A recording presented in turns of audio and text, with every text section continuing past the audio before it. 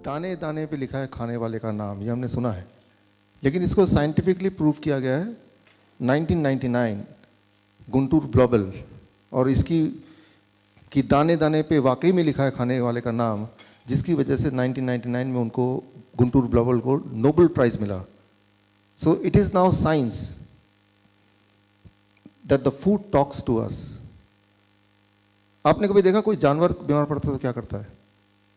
वो घास खाता है। शेर बीमार पड़ता है तो क्या करता है? वो अलग अलग तरह की पत्ती चूज करता है, कीपिंग इन माइंड कि वो कौन सी बीमारी उसको है, और कुछ समय में वो ठीक हो जाता है। जिनके पास पालतू कुत्ते हैं, बिल्ली, उनको ये पता है कि जब उनके कुत्ते बिल्ली बीमार पड़ते हैं तो वो क्या करते हैं? सीधे घर से बाहर भागते हैं, ग्राउंड में भागते हैं, घास में लौटते हैं, उल्टी करते हैं, फिर वो ठीक हो जाते हैं। इंसान बीमार पड़ता है तो क्या करता है? वो भी सीधे भागता है, ग्राउंड में नहीं, डॉक्टर के पास भागता है, राइट। सो हम जब पैदा हुए थे लाइक अदर एनिमल्स, तो हमारे अंदर इनबिल्ट मैकेनिज्म भगवान ने दिया। द इनबिल्ट मैकेनिज्म, एक ऐसा मैकेनिज्म जो हमें ज़िंदगी भर प्रोटेक्ट करे, हमें लंबी आयु दे। फॉर एग्जांपल पलकों का, राइट, जब भी अगर कोई फूंक मारेगा आँख अपने आप बंद हो जाएगी। So that is a inbuilt mechanism, वो सीखने की ज़रूरत नहीं। एक बच्चा पैदा होता है, वो अपने आप ही नोज़, राइट, माँ का दूध कैसे पीना है, वो इनबिल्ट मैकेनिज्म है। सो जो हमें प्रोटेक्ट करती है, किसी बीमारी में क्या एक्शन लेना है, क्या करना है, वो एक मैकेनिज्म है जो हर जानवर को दिया है, वो इंसान को भी दिया है। लेकिन इंसान शायद उसको भूलता जा रहा है, उसको पीछे छोड़ता जा रहा है। और वो सिर्फ बीमारी की बात नहीं है, किसी भी डिजास्टर से कैसे बचना है उसकी मैकेनिज्म। आपने देखा होगा कि जब भी कभी अर्थक्वेक होता है, अर्थक्वेक में सिर्फ इंसान मरता है, कोई एनिमल नहीं मरता। हाँ, वो एनिमल मरता है जो ट्रैप्ड है, जो दीवारों में जिसको इंसान ने बांध के रखा है। 1975 में चाइना के एक शहर में अर्थक्वेक से पहले, कुछ दिनों पहले, सारे के सारे जानवर वहाँ से छोड़ के भाग गए। इंसानों ने देखा जानवर छोड़ के भाग गए, कोई खतरा है। 1.5 लाख इंसान नो शहर छोड़ दिया, अर्थक्वेक आया, इंसान भी नहीं मरा। It is record in the history. So इसका मतलब यह है कि एनिमल्स को अर्थक्वेक आने से पहले आइडिया हो जाता है कि कुछ आने वाला है, सो दे रन अवे। इसका मतलब हमारे अंदर कोई इनबिल्ट मैकेनिज्म है in every animal, and we are also one of the animal, right. Animals को कभी हार्ट अटैक नहीं होता, ये आपको पता है। लेकिन जिनके पास पेट्स हैं, कई बार ऐसा एक्सपीरियंस हुए हैं कि घर में अगर कोई हार्ट अटैक किसी का होने वाला है तो उसके कुछ घंटे पहले ही वो जो पेट है, वो जो कुत्ता या बिल्ली घर में है, वो अजीब हरकत करने लगता है, वो इंडिकेशन देने लगता है। इनफैक्ट यूएस में ऐसे लोग जो प्रोन हैं हार्ट अटैक के, या ऐसे लोग जिनको सीजर अक्सर आते हैं, तो उनके लिए स्पेशल कुत्ते होते हैं। इंडियन करेंसी में 15 लाख 20 लाख का वो कुत्ता आता है, और उस कुत्ते को कहीं भी ले जाना अलाउड होता है, उसको रेस्टोरेंट में ले जाना अलाउड। वो स्पेशल कुत्ते होते हैं, स्पेशली ट्रेंड होते हैं, और वो कुत्ते सीजर आने से पहले ही, कुछ घंटे पहले ही वार्निंग दे देते हैं कि सीजर आने वाला है। सो that is the inner mechanism. लेकिन वो मैकेनिज्म सारे एनिमल्स में है। अपने आप का बचाव कैसे करें? An extra sense, inner instinct जिसे बोल सकते हैं हम, क्या हमारे पास भी है? श्योरली वो है, because we are also an animal. How to know कि ऐसा है? एक छोटा सा एक्सपेरिमेंट करेंगे टू अंडरस्टैंड दैट, कि हमारे अंदर इंस्टिंक्ट है जो हमें रास्ता दे सकता है। अगर उसको हमने पहचान लिया तो रास्ता, journey called life will be easier. तो उसके लिए छोटा सा experiment will do it right now.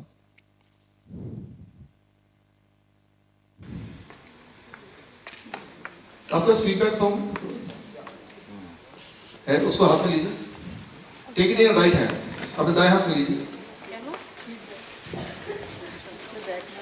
उसके उल्टे साइड, जिस साइड पे बना है उसको देखिए, हाथ में दाएं हाथ से पकड़िए उसको देखिए।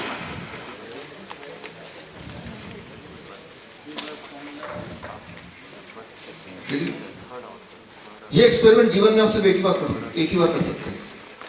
अभी नहीं किया या अभी फेल हो गया तो दोबारा नहीं कर सकते। अब जो करेंगे तो पता चलेगा you can do only once. Anybody in this world can do the experiment only once in their lifetime. इसीलिए मैं चाहता हूँ ये एक्सपेरिमेंट पहली बार में सही हो तो ठीक है, नहीं तो दोबारा करने का मौका नहीं मिलेगा आपको। क्यों ऐसा बोल रहा हूँ ये आपको थोड़ी देर बाद पता चल जाएगा। ओके, एक हाथ में आपका वो पेपर है जिसमें ये पिक्चर बना है, दूसरा हाथ खाली है, उसको दिल पे रखिए, पूरा कंसंट्रेट कीजिए, कोशिश कीजिए कि आवाज़ ना हो, मोबाइल के बेल ना बजे तो अच्छा है, डिस्ट्रैक्शन ना हो। अब अपने आप से बात कीजिए, टॉक टू योरसेल्फ, एक सवाल पूछिए। ये दो शेप्स आपके सामने हैं, इनमें से एक का नाम है बूबा, एक का नाम है किकी।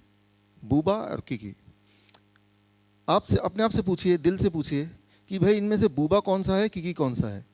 पहली आवाज़ जो आएगी दिल से, उसके वो आप अगर पेन है तो लिख लीजिए।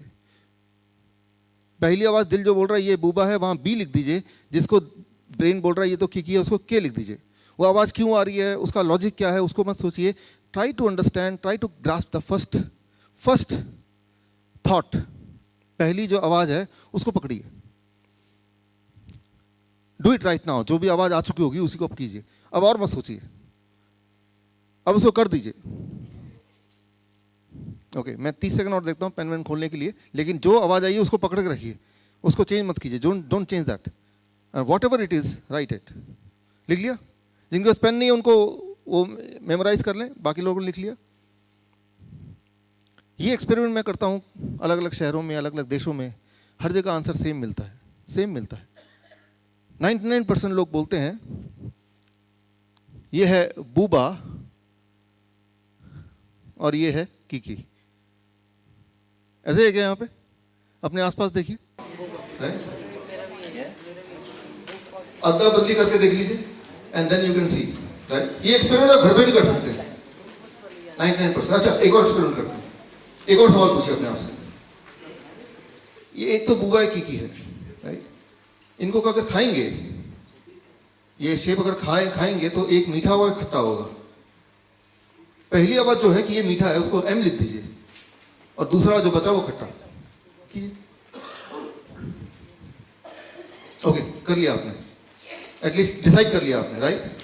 अगेन 99% लोग ये आपस में अदला बदली करके देख लीजिएगा, विल से ये बहुत मीठा, ये बहुत खट्टा। देखिए अपने आसपास, तो कोई लॉजिक नहीं है। There is called inner instinct, हमारे अंदर की वायरिंग। इसको थोड़ा अंडरस्टैंड करते हैं, साइंटिफिक भाषा में थोड़ा समझने की कोशिश करते हैं, what it is all about. हमारे ब्रेन में जब हम पैदा हुए थे, जैसा आपको पता है ऑलरेडी कई सारी प्रोग्रामिंग हुई है, ताकि पैदा होने के बाद आप लंबे समय तक जिए, और रास्ते में जितनी सारे अड़चन आए, अगर आए तो नेचुरल डिजास्टर हो सकता है, वो बीमारी हो सकती है, उसमें हमें क्या करना है, वो वाली प्लानिंग, वो वाली प्रोग्रामिंग, वो वाली learning, it is there inside, right, as it in other animal. और उसका कोई लॉजिक नहीं है, लॉजिक होगा तो हमें नहीं पता, बट वो है, और वो बिल्कुल सेम है हर एक के लिए, राइट। सो उसको पहचानने की जरूरत है। इस साइंस को कहते हैं गैस्ट्रोफिजिक्स, राइट, अ न्यू साइंस, गैस्ट्रोफिजिक्स। सो ये देखा गया कि इंसान में नॉर्मली कोई भी चीज जो राउंड टाइप की हो, उसका दिमाग बोलता है मीठा है, it says it is sweet, right. In comparison कोई एंगुलर टाइप का दिमाग बोल रहा है तीखा है, खट्टा है, मीठा नहीं है। लेकिन ये हमारी अंदर की एक इनर एक कम्युनिकेशन है, जिस मान लो हम कम्युनिकेट कर रहे हैं विद द फूड। जब आप कुछ खाते हैं वो सिर्फ जीभ से नहीं खाते, आपको पता ही, आंखों से खाते हैं, स्मेल से खाते हैं, राइट, कानों से तो भी खाते हैं। जो आपको फील होता है, जैसा भी आपको फील होता है, जो टेस्ट का फील होता है, वो feeling is not just when you eat, when you just think about it. उसका जो शेप है, जैसे ही आपने शेप देखा तो आपके ब्रेन ने डिसाइड कर लिया कि इसका टेस्ट कैसा लगने वाला है, राइट। ये बात बड़ी बड़ी कंपनी ने समझ ली, कैडबरीज ने ये बात समझ ली 2010 में। तो उन्होंने एक बदलाव किया 2010 के बाद जब चॉकलेट बेचने लगे, व्हाट दे डिड, ये ऑक्सफोर्ड जर्नल में आया है 2010 के बाद, 13 के बाद उन्होंने कैडबरीज के एंड्स को गोल कर दिया। पहले एंड्स बिल्कुल वो रेक्टेंगल शार्प था, उसको गोल कर दिया। सो दे न्यू कि गोल से the perception is it is sweeter, it is more tastier, ये ज्यादा मीठा है, ये ज्यादा स्वादिष्ट है। तो मैं ये बोलना चाह रहा हूं कि कुछ ना कुछ अंदर एक प्रोग्रामिंग है हमारे ब्रेन के अंदर, जैसे कि बाकी एनिमल में है, जो वो अक्सर यूज करते हैं अपने बचाव के लिए, राइट, अपने लॉन्ग लाइफ के लिए, अपने आप को प्रोटेक्ट करने के लिए। And the same programming is with us also. और कई बार उस प्रोग्रामिंग के हिसाब से ही हम सारे डिसीजन लेते हैं, but we are not aware of that programming. आज हम उसी को थोड़ा और गहराई से अंडरस्टैंड करेंगे, number one, and number two, understand करने के बाद उसको हम कैसे यूज करें अपनी लाइफ में, अपने जीवन में कैसे यूज करें। स्पेशली अगर हम बीमार पड़ते हैं तो how we can use that understanding about that inner voice, right, the talking food. We keep on talking with the food. The moment we start thinking about the food, we are talking with the food, right? So we'll try to understand that.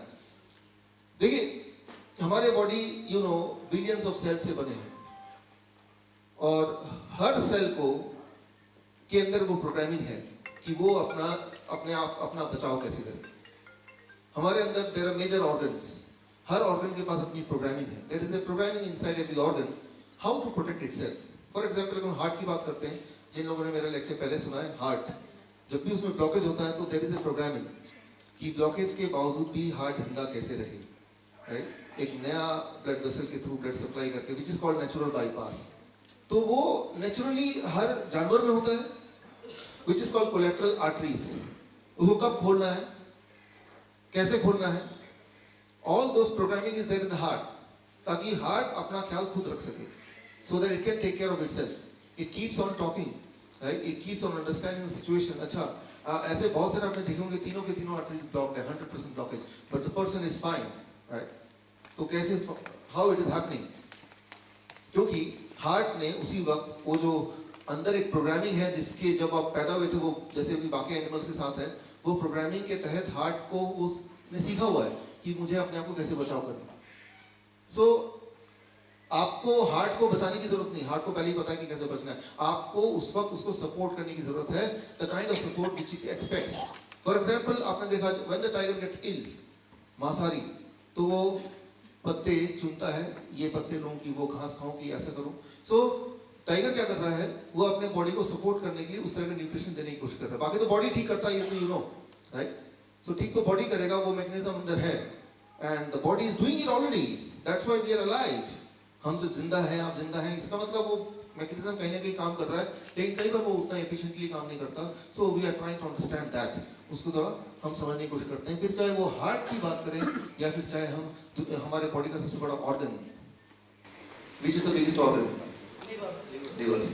वो आपने सुना है क्या लोग, 2.5 kilo का वो क्या था, हाथ था। देखिए सबको यार 2.5 किलो का हाथ है कि नहीं, I don't know, but 2.5 kilo का एक ऑर्गन है, that is liver, the biggest organ, and that is also called the second brain. Liver is called a second brain. क्यों? क्योंकि लिवर अपने decisions बिना ब्रेन से पूछ के लेता है अक्सर। तो liver itself is having its own brain. वो डिसाइड करता है क्या करना है, what action to be taken. Right? It is about 10 times more heavier than the heart itself. So liver इतना ज़्यादा important रोल प्ले करता है हमारे बॉडी में। 1500 सदी से पहले के अगर आप देखेंगे मेडिकल बुक्स, तो उसमें यही पाया जाता है कि लिवर से ही ब्लड को कंट्रोल करते हैं। अब तो हमें पता है कि हार्ट से करते हैं। So liver is very important, right. So liver keep on talking to the food, right. वो कैसे बात करते हैं, उसकी मैकेनिज्म क्या है, अगर वो अंडरस्टैंड कर लें, सो विल इंस्टेंटली नो, हमें ये पता चल जाएगा कि जब भी हमारे बॉडी में कोई डिस्कम्फर्ट है, I will not call it disease, मैं अगर डिजीज बोलता हूँ तो एक बड़ा ही भारी भरकम, डिजीज, डिस का मतलब क्या हुआ, डिस्कम्फर्ट, राइट।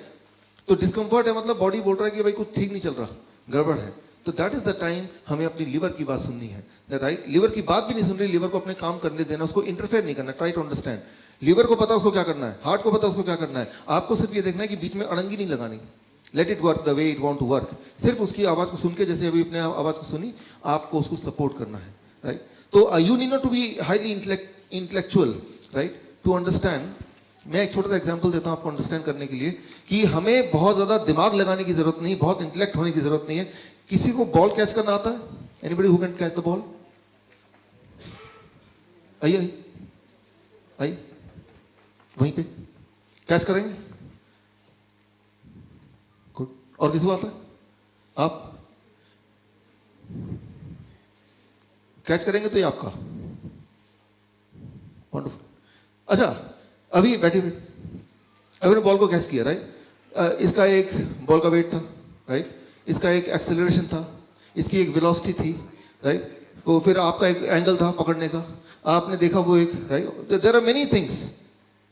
जरा इमेजिन कीजिए ऐसा कोई स्कूल, ऐसा कोई फिजिक्स का school, how to catch a ball, 7 साल का कोर्स है, कितनी वेलोसिटी पे आपको कौन सा हाथ कितना एंगल पे रखना है, राइट, और उसमें ब्रीदिंग कितनी कैसे आपको रोकना है उस वक्त, राइट, वो भार को कैसे एस्टिमेट करना है, वो कैलकुलेशन में कौन सा वाला फॉर्मूला लगेगा, ये 7 साल पढ़ाई करेंगे, राइट, क्योंकि ये सारे फैक्टर्स इन्वॉल्व हैं। आप कैच कर पाए कि नहीं कर पाए, इट डिपेंड्स ऑन कि आप वो बॉल की एक्सेलरेशन को आप समझ पाए, उसकी स्पीड को भाप पाए, वो कहाँ गिरेगा वो पहले से अपना एस्टिमेट कर पाए ना, कि यहाँ गिरेगा तो हाथ में ऐसे कर लूँ, और अगर यहाँ से यहाँ होगा तो मैं उतने टाइम में ऐसे कर लूँ, ये सब दिमाग में चल रहा था ना। लेकिन वो एक कैलकुलेशन तो है, लेकिन ये कैलकुलेशन कैसे करते हैं आपने ये तो किया नहीं कॉपी पेंसिल में। How to catch the ball perfectly, इसका एक स्कूल अगर हो कि जिसमें फॉर्मूला सारा सिखाया जाए कि वेलोसिटी, एक्सेलरेशन और कितना वेट होगा उसको कैसे एस्टिमेट करना है, तो क्या आप बेटर कैच कर पाएंगे, राइट। और 7 साल के बाद तभी आप अलाउड है कि पहली बार बॉल कैच करना अलाउड है, जब आपने ये सारे फॉर्मूले सारे रट लिए, एग्जाम में पास कर दिए। तो मैं ये बोलना चाह रहा हूं, डेफिनेटली जब हमने बॉल कैच किया, it involved all those factors, but that does not mean कि वो सारी कैलकुलेशन आपको एक्चुअली करनी है। वो आपका बॉडी कर रहा है ना, वो आपके सारे सेंसेस कर रहे हैं ना, राइट। आपको आपने क्या किया, अपने सेंसेस की बात को सुना, अंदाजा लगाया, you could do it, isn't it? It is as simple as that. You need not to be highly intellectual. You need not to be the master in physics, right? Only then you are able to catch the ball. In fact, it is the other way around, right? इसका ठीक विपरीत, right? ठीक उसी तरह से कई सारी चीजें बहुत सहज हो सकती हैं। For example, हम जिंदा है, तो हमारा एक ब्लड प्रेशर होगा, जरूर होगा, एक ब्लड शुगर होगा, एक ब्लड कोलेस्ट्रॉल होगा, हमारे बॉडी के सैकड़ों पैरामीटर्स होंगे, जरूर होंगे, तभी हम जिंदा है। और वो पैरामीटर एक पर्टिकुलर रेंज में होंगे तभी हम जिंदा है। लेकिन वो सारे पैरामीटर हमें कैलकुलेट करते करते कि सारे पैरामीटर मैं रोज कैलकुलेट कर रहा हूँ, कितना बढ़ गया, यूरिया कितना घट गया, और यूरिक एसिड कहाँ पे पहुंच गया, कोलेस्ट्रॉल का एचडीएल है, दूसरा कौन सा है, एलडीएल क्या हो गया। सो और वो सारे पैरामीटर को देख रहे हैं, और जो कम है उनमें से उसको ज्यादा कर रहे हैं, जो ज्यादा है उसको कम कर रहे हैं, and now I think that I can be alive, right. ये ठीक वैसे ही है कि जैसे आपको मैंने बोला कि भाई मैं बॉल फेंक रहा हूँ, आप कैच करें, बोले रुकिए मैं अपना कैलकुलेटर निकाल देता हूँ, पहले बॉल का वेट बताइए कितना वेट है, क्योंकि तभी तो मैं कुछ करूंगा, राइट।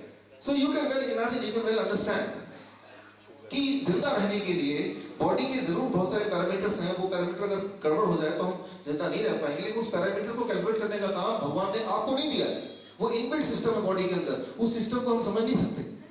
वो एक एक सेल्स में बसा हुआ इंटेलिजेंस है, सेलुलर इंटेलिजेंस जिसको कहते हैं, उसको समझना ठीक वैसे ही होगा जैसे कि बॉल को कैच करने से पहले सारे पैरामीटर पहले कैलकुलेट करना, उतना ही ज्यादा मुश्किल या उतना ही ज्यादा असंभव होगा। एक सिंपल से एक्शन को असंभव बनाना हो तो वो ये तरीका है जैसे मैंने आपको बोला, राइट। सो आपको सिर्फ इतना करना है कि you to understand the inner instinct in the same way as other animal does. जैसे कि यहाँ जितने भी जीव हैं इस दुनिया में वो ये करते हैं, वही आपको करना है, सहज बनाना है। How to do it, let's try to understand it. देखिए कोई भी खाना हम खाते हैं तो मुंह में आता है, स्टमक में जाता है, इंटेस्टाइन में जाता है, इंटेस्टाइन के बाद अब बारी आती है कि पूरे बॉडी में सर्कुलेट करना है उसको। यहाँ पे एक पहरेदार है, गेट कीपर, उस गेट कीपर का नाम है लिवर। लिवर डिसाइड करता है खाना अंदर जाएगा कि नहीं जाएगा, लाइक गेट कीपर। अच्छा, आपने गेट कीपर रखा क्योंकि आप अपना घर का प्रोटेक्शन चाहते हैं, और आपने गेट कीपर बोल दिया, नया नया अभी वो एम्प्लॉय हुआ है कि कोई भी दोस्त आए अंदर जाने देना, दुश्मन को रोक देना। अच्छा, वो कैसे पहचानेगा, नया नया है, तो आपने क्या किया, क्या करेंगे आप, हाउ यू विल एंश्योर कि वो पहचान ले। आपने एक लिस्ट दे दी है दोस्तों की, दुश्मन तो कितने भी हैं वो अनगिनत हो सकते हैं, लेकिन दोस्त लिमिटेड है, तो आपने एक लिस्ट दे दिया कि ये फोटो है और ये इनका नाम है, तो जब भी कोई आए फोटो से मैच करना, और अगर मैच होगा कोई भी एक फोटो से तो अंदर जाने देना। As simple as that, right.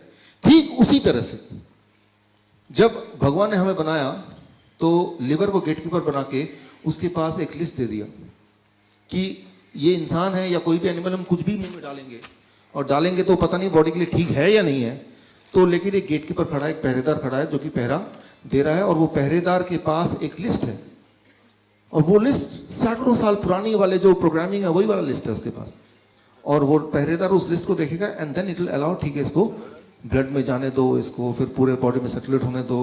This decision is taken by liver, right. भगवान ने जब हमें बनाया था, नेचर ने जब हमें बनाया था आज से कई मिलियन या हजारों साल पहले, तब की वो प्रोग्रामिंग है। उस वक्त बिस्किट था क्या, ब्रेड था क्या, मेडिसिन थे क्या? These things were not there. मैं ऐसा नहीं बोल रहा हूँ कि ये खराब है कि अच्छा है, मैं इस पर बोल ही नहीं रहा कुछ, मैं सिर्फ ये बोल रहा हूँ कि ये थे या नहीं थे, राइट? सो ये सब नहीं थे। फॉर एग्जाम्पल, एक बार मान लेते हैं कि आपने एक नया दोस्त बनाया, न्यू फ्रेंड, लेकिन उसका जो फोटो है उस गेटकीपर को नहीं दिया, वो उसको रोकेगा या जाने देगा? रोकेगा ना, उसके लिए तो वो है ही नहीं, एग्जिस्ट नहीं करता। सो आई एम नॉट सेइंग कि क्या खराब है क्या नहीं खराब है, आई एम जस्ट सेइंग कि एक लिस्ट है, वो लिवर के पास है, उस लिस्ट के अलावा कोई भी चीज अगर मुंह से पेट में जाएगा तो लिवर की ये रिस्पॉन्सिबिलिटी है कि उसको वो रोके। कैसे रोकता है वो? सिंपल भाषा में करें तो इसको ये है, it is called bio transformation. तो उसको वापस भेज देगा इंटेस्टाइन में, फिर वो कोलोन में जाएगा, वो टॉयलेट से बाहर निकल जाएगा, बात खत्म। तभी तो हम रोज टॉयलेट जाते हैं। लिवर ना हो तो टॉयलेट जाने की जरूरत ही ना हो, सब कुछ अंदर जा रहा है, कुछ बाहर जा ही नहीं रहा। So you understand the important role of liver. Liver का रोल आपको ठीक से आइडिया हो गया कि लिवर चेक करता है कि भाई वो इस लायक है क्या, नहीं है तो वापस कुछ पहचान में नहीं आ रहा तो बोलते हैं भाई साहब है नहीं घर पे, आप बाहर वापस जाओ, जब आएंगे तो पूछ के आपको, ऐसे ही होता ना।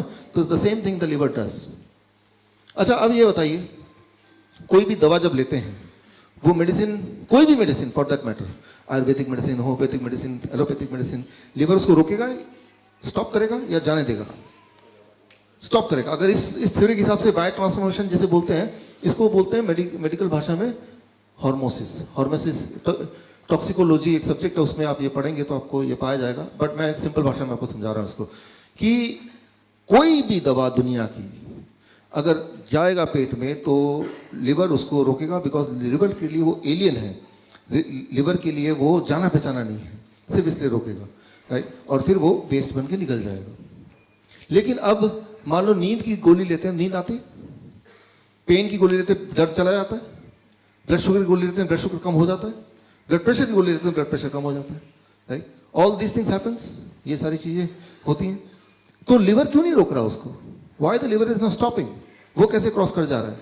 इसको जरा समझिए, बहुत इंपॉर्टेंट है। मेरे ख्याल से आज के पूरे लेक्चर का the most important part is this, जो अब बताने जा रहा हूं। अगर इसको समझ लेंगे, one thing I can tell you, आप बीमार नहीं पड़ सकते, फिर you can not be ill. और जो बीमार है, with this understanding you can heal yourself. What is that? इसको समझाने के लिए आई टेक दिस पिक्चर। अब देखिए, ये दो पुलिस कांस्टेबल है, इनका काम है कोई भी गाड़ी आएगी तो चेक करके भेजना आगे, और वो 1 मिनट में एक गाड़ी चेक करने की इनकी स्पीड है। दो लोग मिलके एक मिनट में एक ही गाड़ी चेक कर पाते हैं। और कोई भी, क्योंकि इनको बताया गया कि यहाँ पे चोर पास कर जाएगा, स्मगलर जाने वाला है, स्मगलर का पहचान भी बता दिया, लेकिन बता दिया स्मगलर जाना नहीं चाहिए, तो हर गाड़ी की चेक कर रहे हैं कि भाई इसमें स्मगलर तो नहीं बैठा, इसमें स्मगलर, वो फोटो मिला रहे हैं ये। अब वो स्मगलर को पास करना है, उसने एक आइडिया निकाला, उसने भांप लिया कि ये आदमी, ये पुलिस वाले जो है, 1 मिनट में एक ही गाड़ी चेक करने की इनकी स्पीड है। स्मगलर ने क्या किया, हर 1 मिनट में 2-2 गाड़ियां भेजना शुरू कर दिया उसने, अपने ही लोग होंगे। तो क्या होगा, इनको क्या करना पड़ेगा, एक गाड़ी को छोड़ना पड़ेगा रैंडमली, मतलब हर 1 मिनट में एक गाड़ी बिना चेकिंग के बाहर निकल जा रहा है, राइट? अब ये इनको पता चल जाएगा यार एक गाड़ी से छूट रही है, हो सकता है उसी गाड़ी में स्मगलर बैठ के भाग जाए, तो what they will do, head office को फोन करेंगे, भाई ज्यादा गाड़ियां आ रही हैं, आप ऐसा करो 2 लोग और भेज दो। अब 2 लोग और भेज देंगे तो वो 2 लोग यानी कि 4 लोग मिलके पर मिनट 2 गाड़ियां चेक करने की स्पीड इनकी फिर मेंटेन होगी। लेकिन अब स्मगलर सोचेगा ये तो इन्होंने लोग बढ़ा दिए, तो स्मगलर अब भी बचना चाहता तो क्या करेगा, थोड़ी और गाड़ियां बढ़ा देगा ताकि थोड़ी सी गाड़ियां लीक हो जाए। The same thing happens when you take the drugs, medicine. कोई भी मेडिसिन जब लेंगे तो इन दोनों गार्ड की तरह, कांस्टेबल की तरह लिवर उसको रोक देता है। लेकिन लिवर की अपनी एक कैपेसिटी है, जैसे इन दोनों की कैपेसिटी है। तो वो कितनी कैपेसिटी है, that is what is being taught in medical school, right? तो इसका मतलब उसका जितनी कैपेसिटी लिवर की रोकने की, उसकी डबल दे दो आप दवाई तो क्या हो जाएगा, आधा तो लिवर ने रोक दिया, वो वेस्ट चला गया, लेकिन आधा पार्ट जो नहीं रोक पाया वो बॉडी के अंदर चला गया। तो जितना दवाई आपको चाहिए होता है उससे डबल दवाई देते हैं, इस बिकॉज ये अंडरस्टैंड करते हुए कि आधा तो लिवर रोक देगा, कोई बात नहीं, जब रोकेगा तो आधा तो और चला जाएगा ना, तो काम बन गया आपका। मतलब किसी भी तरह से मेडिसिन को बॉडी के अंदर सर्कुलेट करना हो तो वो सीधे रास्ते से नहीं, वो चीटिंग करके, लिवर को चीट करके तभी जाता है, because liver can not allow the drugs, because drugs, medicine, ये सब चीज़ें पिछले 50-100 साल में ही आई हैं, जबकि हमारा लीवर की जो मैन्युफैक्चरिंग है वो तो लाखों साल पहले की है, तब तो था नहीं ये सारी चीज़। तो लीवर, अब लीवर जब देखता है कि भाई ये कुछ चीज़ें ऐसी हैं जो मैं उसको रोक नहीं पा रहा हूँ बिकॉज कैपेसिटी कम है, तो लीवर भी अपनी कैपेसिटी इन गार्ड की तरफ बढ़ाएगा। उसके बाद क्या होगा? आपने अक्सर देखा होगा कि जो ब्लड शुगर है, ब्लड प्रेशर है की दवाइयाँ हैं, नींद की दवाइयाँ हैं, आप उसको खा रहे हैं लेकिन वो इफेक्टिवली काम नहीं कर रहा है। अब तब वो बोलते हैं डॉक्टर साहब पहले तो नींद आती थी, तो लेकिन अब वो दवा लेने से नींद नहीं आती। डॉक्टर क्या करेगा? वो समझ जाएगा कि लिवर ने अपनी कैपेसिटी बढ़ा दी, तो डॉक्टर क्या करेगा? उस स्मगलर की तरह कैपेसिटी थोड़ी और बढ़ा देगा। ठीक है भाई, ज़्यादा डोज ले लो। ब्लड शुगर के पेशेंट ऐसे तो होता है, टेक सम मोर मेडिसिन, राइट, थोड़ी और मेडिसिन ले लो। थोड़ी और मेडिसिन वो देने लगता है तो दोबारा से बोलता है अब आराम मिल गया, होता है ना ऐसे। तो वो एक चोर पुलिस का खेल चलता जा रहा है। लिवर भी अपना ताकत बढ़ाता जा रहा है और उधर से मेडिसिन भी बढ़ती जा रही है, राइट। लेकिन एक टाइम आएगा जब liver will lose the battle, right. तो तब लिवर जवाब दे देगा। या तो एक टाइम आएगा या फिर एक टाइम ऐसा आएगा जब लिवर ये सोच लेगा कितनी भी ताकत आ जाए, उस लिवर ने एक ऐसा मैकेनिज्म बना लिया, पहचान लिया इस चोर को, चाहे ये कैसे भी हो जाए मैं इसको रोक के रहूंगा। अब कितने भी क्वांटिटी में दवा दें, ब्लड शुगर की दवा दें, ब्लड प्रेशर की दवा दें या कोई भी और दवा दें, वो इफेक्टिवली काम करेगा ही नहीं, बिकॉज लिवर हैज अंडरस्टूड कि कैसे इनको रोकना है। वो लड़ाई, वो तभी तो वो 2.5 kg का है ना, तो तभी उसको सेकंड ब्रेन बोलते हैं। It learn that with in few months, few years.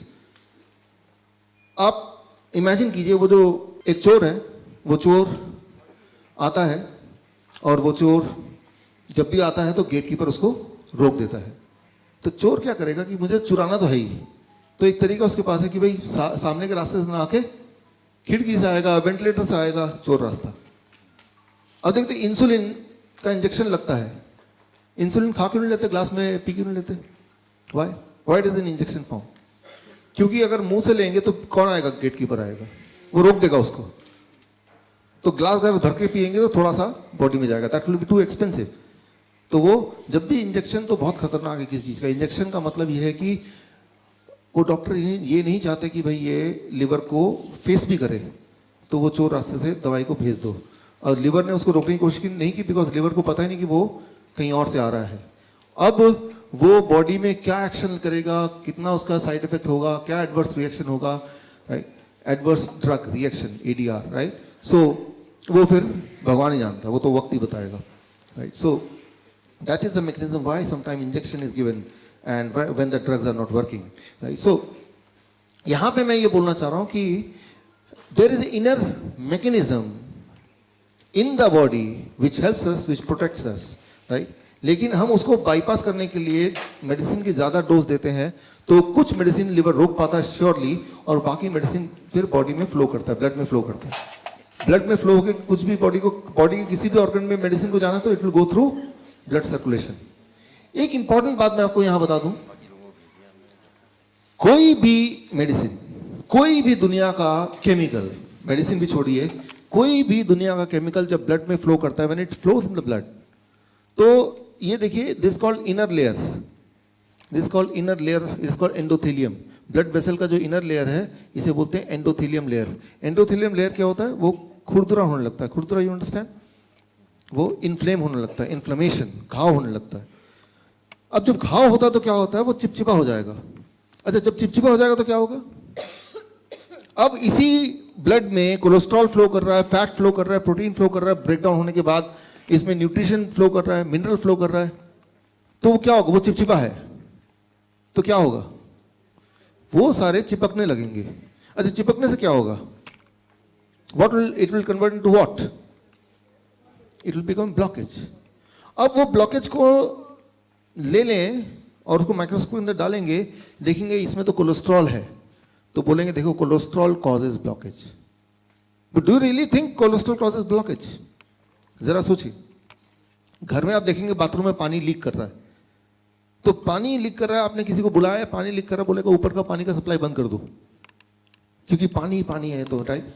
सो पानी लीक कर रहा है तो पानी की गलती नहीं है, कहीं पे लीक होगा तो उसको ठीक करो, राइट। सिमिलरली अगर ब्लॉकेज है तो वो कोलेस्ट्रॉल दिखेगा, उसमें कैल्शियम दिखेगा उसमें, और बहुत सारे फैट देखेंगे, दैट डज नॉट मीन कि उनकी वजह से है।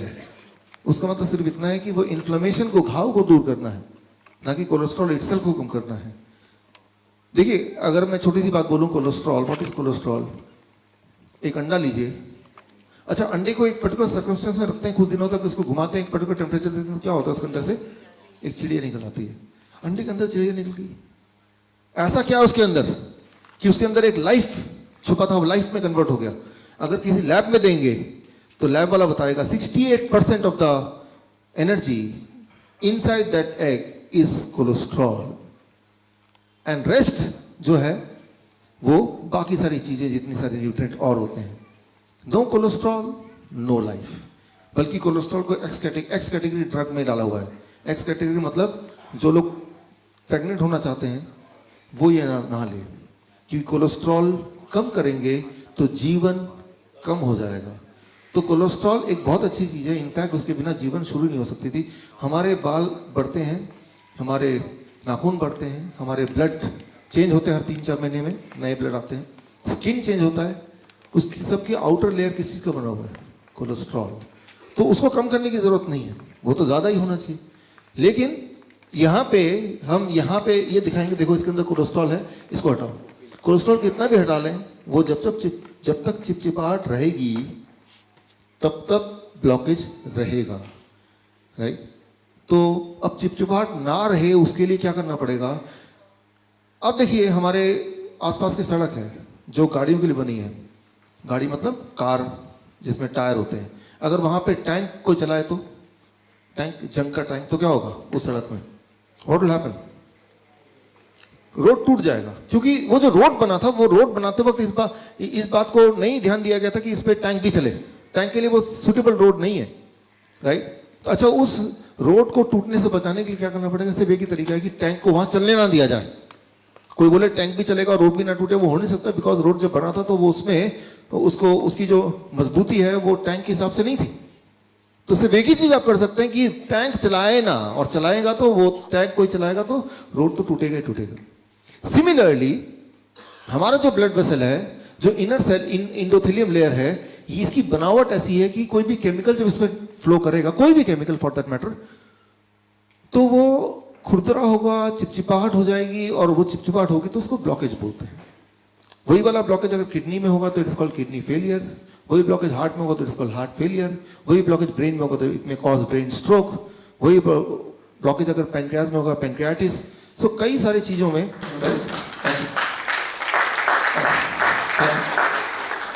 तो आप देखिए बीमारियां अलग अलग नाम के हैं, लेकिन एक्चुअली अलग अलग बीमारियां हैं नहीं, राइट? लेकिन अगर बचना चाहते हैं उनसे तो उससे एक ही चीज करनी पड़ेगी, वो चिपचिपाहट ना हो। और चिपचिपाहट ना हो उसके लिए सिर्फ एक ही चीज करना पड़ेगा कि कोई ऐसी चीज सर्कुलेशन में भेजो ही नहीं जिसके लिए वो रोड बनी नहीं है, डिजाइन नहीं है। ये बात हमें समझनी पड़ेगी। कोई भी दवा ले लें, वो दवा अपने आप में अच्छी है कि बुरी है, that is a different thing, लेकिन वो जो सर्कुलेट जब होती है बॉडी में, तो वो बुखार के लिए आपने दवा ली फॉर एग्जाम्पल, बुखार को ठीक करेगी कि नहीं करेगी वो एक अलग मैकेनिज्म है, that I will talk later on अगर टाइम मिला तो। लेकिन सर्कुलेट तो करना पड़ेगा इसी ब्लड वेसल में। तो एक चीज हर दवा करती है, it makes your blood vessel inflamed, right? और ब्लड वेसल इन्फ्लेम्ड होगा, आप देखेंगे मेडिकल डेटा अगर देखते हैं कि जितने भी हार्ट अटैक के पेशेंट्स होते हैं उनको अगर उनका देखा गया कि पिछले 3 महीने का उनका रिकॉर्ड देखा गया, तो about 75% of the heart attack patient, उनके हार्ट अटैक होने के 3 महीने के अंदर उनको बुखार आया था जब उन्होंने दवा ली थी, और बुखार तो ठीक हो गया but it was inflamed. Inflammation से क्या हुआ? ब्लॉकेज, उससे क्या हुआ? Heart attack, right? तो हम एक बीमारी को ठीक कर रहे हैं but that lead to other thing, और दोनों को आपस में हम कनेक्ट भी नहीं कर पा रहे हैं कि ये हार्ट अटैक जो हुआ इसके कारण बुखार है। हमारे पास डायबिटीज टाइप 1 के बच्चे आते हैं, छोटे छोटे बच्चे, 3 साल का बच्चा, 4 साल का बच्चा। मैं अक्सर पूछता हूँ, हमेशा पूछता हूँ कि जब डायग्नोस हुआ उसके पिछले 3 महीने का रिकॉर्ड बताइए। 90% टाइम ये निकलता है कि 3 महीने का, जब मैं ध्यान से देखता हूँ, सुनता हूँ उनकी बात, कि बुखार हुआ था और उसके बाद बुखार से ठीक हो गया, फिर न जाने क्या हुआ, और देखा कि फिर शुगर चेक किया तो इतना बढ़ा हुआ आ रहा है, वेट बहुत लूज हो गया, बहुत सारे सिम्टम बताने लगे वो। तो एक बात याद रखिए कि खासतौर पर फीवर की बात कर रहा हूँ अभी मैं, कि फीवर कोई बीमारी नहीं है, it is not a disease कि उसको ठीक करने की जरूरत है। उसमें सिर्फ इतना करना है हमें कि हमारे इनर इंस्टिंक्ट को समझना है, सुनना है। वो कैसे सुनना है? बिकॉज आइडिया तो ये ना कि फीवर अगर है तो बॉडी ने क्या किया, अलार्म स्विच ऑन कर दिया। बिकॉज हाई टेम्परेचर जब होता है, एट दैट टेम्परेचर हमारी इम्यूनिटी सबसे स्ट्रांग होती है, और हाई टेम्परेचर जब होता है तो किसी भी तरह का वायरस इनएक्टिव हो जाता है, उस वक्त काम नहीं कर सकता, मल्टीप्लाई नहीं हो सकता, it can not multiply in high temperature. अब अगर टेम्परेचर लो कर दें तो क्या होगा, वायरस विल मल्टीप्लाई। अब क्या होगा, द ह्यूमन विल डाई। बोलेंगे ये तो डेंगू से मर गया, वो डेंगू से नहीं मरा, डेंगू किसी को नहीं मार सकती, लेकिन जब डेंगू आया वायरस तो वो तो एक ही वायरस था, और जब बॉडी ने टेम्परेचर बढ़ाया उसको फाइट करने के लिए, आपने टेम्परेचर को घटा दिया, यानी कि आपने बॉडी के टूल्स को, वेपन्स को, राइट, आपने रोक दिया। अब उसको मल्टीप्लाई करने का मौका मिल गया। जब वायरस मल्टीप्लाई होता है तो मल्टीप्लाई होने के लिए वो बॉडी के सामान को ही यूज करता है, राइट। यूं मानिए कि आपके घर में कोई घुस गया और आप ही का बंदूक लेके आप ही पे तान दिया, क्योंकि आपने मौका दे दिया उसको, right. The same thing happens here. So the moment you think, अच्छा बीमार पड़े तो क्या करें, the moment you think I will take the medicine, prepare, be prepared कि उस मेडिसिन से आप एक नई बीमारी का जन्म देने वाले हैं, राइट। अब सवाल आता है,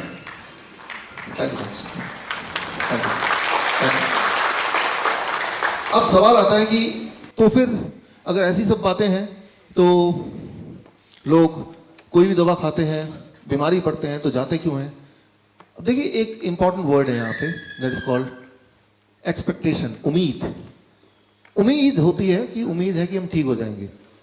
ह्यूमन ब्रेन जो है वो लॉजिक पे नहीं चल रहा, ह्यूमन ब्रेन है वो उम्मीद पे चलता है। उम्मीद अपने आप में एक साइंस है, expectation is the science, I will get all right, right. आज से 100 साल पहले, 200 साल पहले लोग मंदिर जाते थे, पूजा करते थे, ठीक हो जाते थे। उम्मीद, it is called, medical science में उसको बोलते हैं प्लेसिबो, प्लेसिबो, प्लेसिबो, राइट। ये अपने आप में साइंस है। आपको लगा कि मैं ठीक हो सकता हूं, वो जो लगना अपने आप में वो भी एक इंपॉर्टेंट रोल प्ले करता है। फिर वो लगा कैसे, किस चीज की वजह से लगा, कोई ताबीज पहन लिया तब लगा, या फिर कोई दवा खा ली तब लगा, या किसी मंदिर में गए तब लगा, किसी ने मन्नत मांगी तब लगा।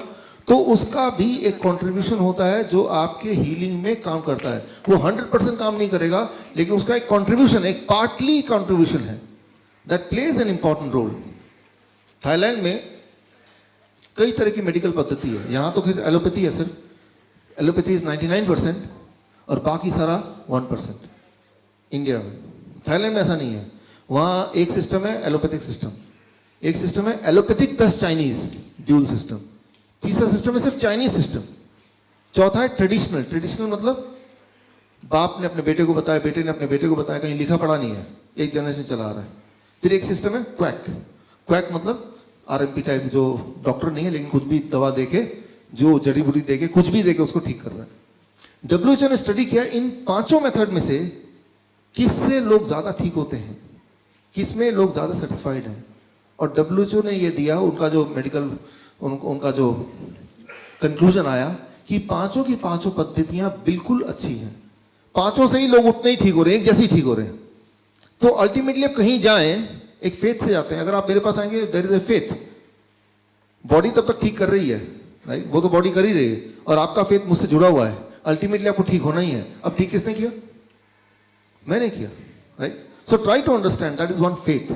जहां भी आपका फेथ है वो फेथ काम करेगा, लेकिन फेथ अपनी जगह पे काम कर रहा है, लेकिन आप कुछ ऐसी चीजें खा रहे हैं जो बॉडी को हार्म कर रहा है, तो वो बीमारी तो ठीक हो गई, लेकिन एक नई बीमारी का जन्म भी साथ में हो गया। That's what we have to understand here, right. So यहां हम बात कर रहे थे एक्सपेक्टेशन की, प्लेसिबो की।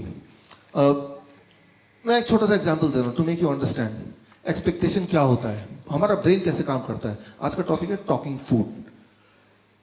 आप कॉफी लेने गए, आप कॉफी वेंडिंग मशीन देखा आपने, पहले एक आवाज आती, धुआं निकलता है, आर एबल टू रिलेट, होता ना ऐसे। वो जो ये देखा गया है कि ऐसे रेस्टोरेंट जहां पे कॉफी वेंडिंग मशीन बाहर लगी हुई है, जहां कस्टमर्स को देख पा रहा है, वो आवाज सुन पा रहा है, वो वाला कॉफी ज्यादा टेस्टी। लेकिन अगर वो मशीन अंदर कर दिया किचन में, सिर्फ सीधा कॉफी लेके आ गए, तो टेस्ट थोड़ा कम है आज का, राइट।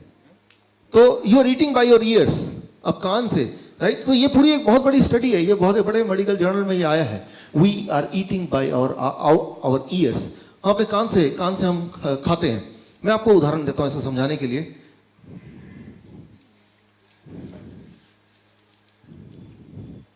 पापड़ है मेरे पास, राइट, ये भी पापड़ है, सेम पापड़ है, ये थोड़ा लचीला है, कौन सा खाना चाहेंगे? कान से खा रहे हैं ऑलरेडी, दोनों की न्यूट्रिशन सेम है।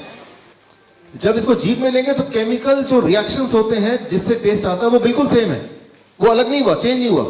न्यूट्रिशन चेंज हुआ नहीं हुआ, केमिकल एक्शन जब इसको चबाएंगे चेंज हुआ नहीं हुआ, चेंज क्या हुआ? अरे क्या टेस्ट है, मुंह में पानी आ गया। We eat by our ears, हम कान से खाते हैं, try to understand that. So हमें अपने अंदर की जो इंस्टिंक्ट है उसको थोड़ा अंडरस्टैंड करना है, how it is working, right, कि टेस्ट मतलब क्या है। जब आप चूज करते हैं ये अच्छा है बुरा है, तो उसके पीछे कोई साइंस की जरूरत नहीं है। आप कोई चूज कर रहे हैं तो वो एक्सपेक्टेशन है, उम्मीद है, उस उम्मीद पे ही सारा कुछ हो रहा है। फॉर एग्जाम्पल, ये एक बहुत बड़ा रिसर्च है, ये बहुत बड़े जर्नल में आया कि जो पोटैटो चिप्स बनाने कंपनी, उनको पता चल गया कि साउंड जो है वो एक इंपॉर्टेंट रोल प्ले करता है, साउंड, राइट। तो उन्होंने अपने पैकेट को ऐसे बनाया कि पैकेट को जब फाड़ेंगे तो वो पेपर का साउंड आएगा, और ये देखा कि जिस पैकेट में वो वाले चिप्स डालें जिसमें फाड़ते ही पेपर का एक अजीब सा साउंड आएगा, तो वो वाला जो है वो ज्यादा टेस्टी लग रहा है।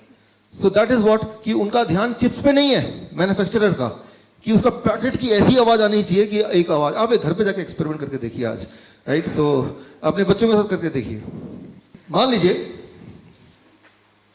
एक बेकार सा थैला ले लीजिए, उसमें एक अंगूर है, बच्चे को बोलिए ये खाएंगे, इसमें वही अंगूर है, ये खाओगे। अब देखिए उसका क्या इंस्टिंक्ट होता है, राइट। अब आपने बोला नहीं दोनों ही खाना पड़ेगा, एक यहां से एक यहां से, दोनों ले लिया उसने। अब इसको खोला उसने, एक आवाज आई, ब्रेन ने बताया। फिर जब ये खाएगा लगता है कि ये थोड़ा इंपोर्टेड है, दिखने में सेम है सेम ही। अब उससे पूछिए कि दोनों में से कौन सा ज्यादा टेस्टी है, राइट। तो आपको पता है कि उसका जवाब होगा ये ज्यादा टेस्टी है, थोड़ा महंगा लग रहा है ये। तो वो किससे खा रहा है? तो वो किससे खा रहा है? आंख से खा रहा है, कान से खा रहा है, वो छू रहा है, वो खा रहा है, और फाइनली वो खा रहा है। वो तो बहुत बाद में आया, उसने पहले निर्णय कर लिया कि इसका टेस्ट बड़ा अच्छा है, मुझे तो यही चाहिए, राइट। तो जब यहाँ से जाएंगे तो ऐसा ये आप लेके जाइए ताकि आप एक्सपेरिमेंट कर पाएं इसको, राइट। सब लोग एक एक और फिर बताइए भी मुझे what happens.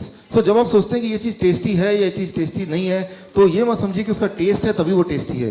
That itself is an experience, जिसमें आपकी आंखों का, आपकी सोच का, आपकी कानों का, आपके बैकग्राउंड का, there are many thing which is contributing.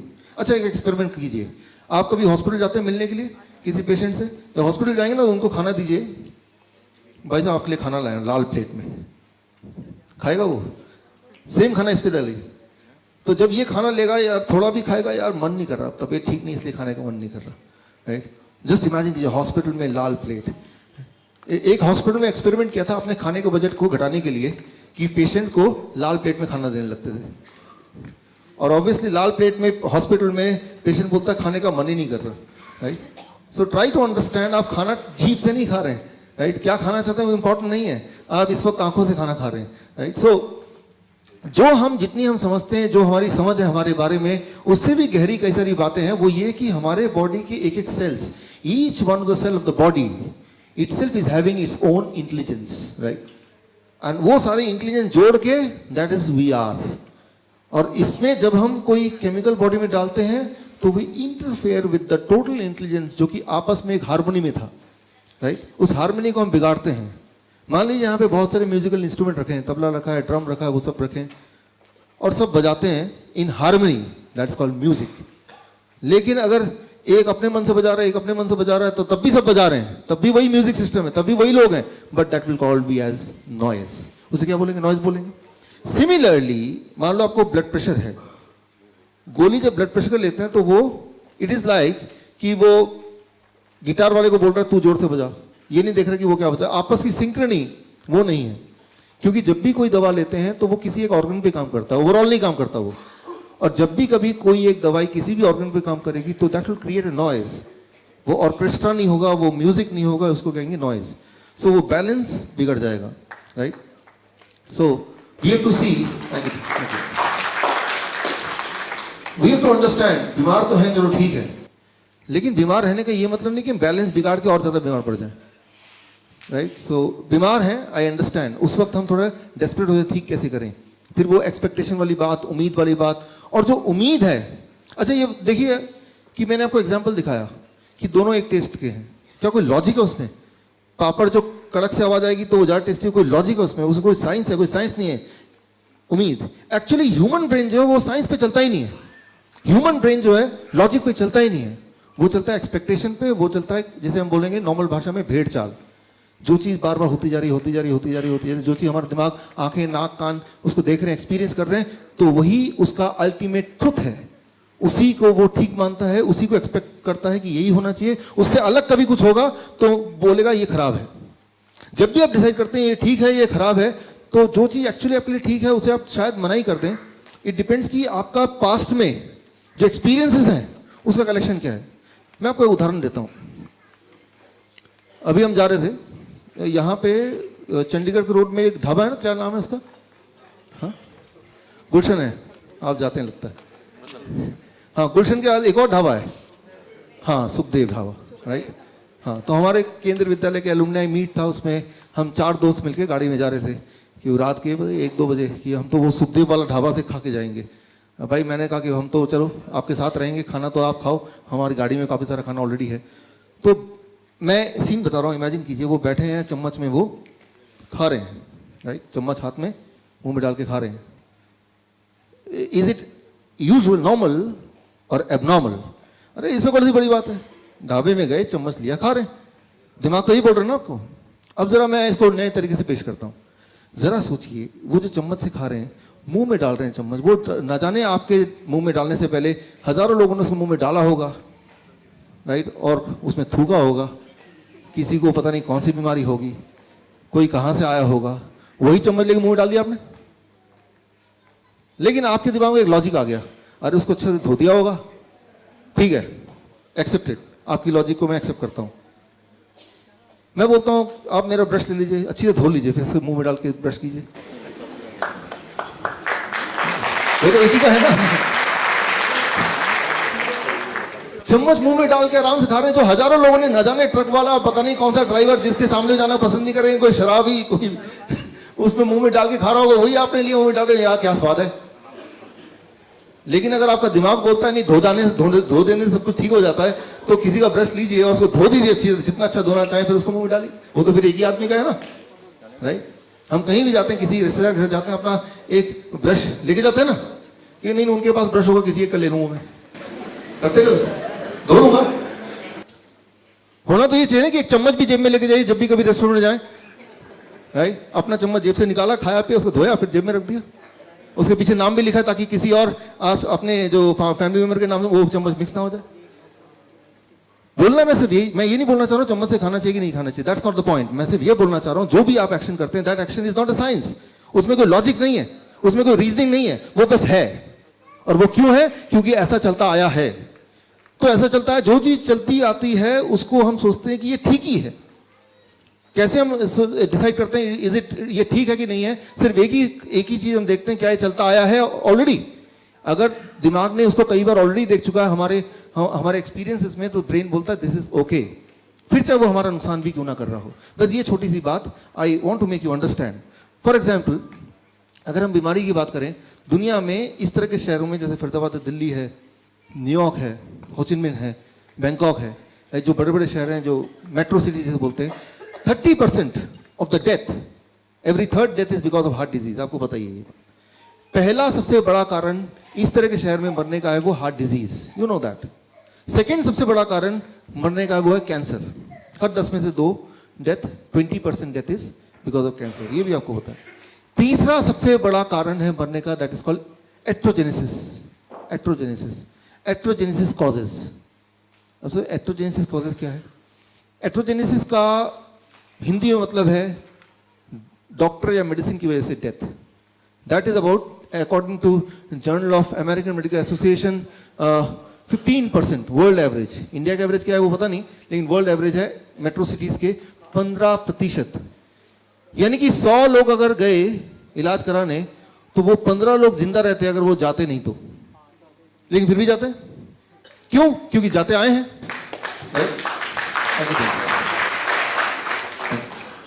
क्योंकि जाते आए हैं।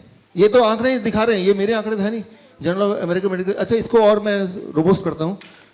सारी जो सिस्टम चलते हैं मेडिकल की दुनिया में, जो अच्छे महंगे सिस्टम, जो ज़्यादा इफेक्टिव सिस्टम है, वो अमेरिका से आते हैं, एलोपैथिक सिस्टम।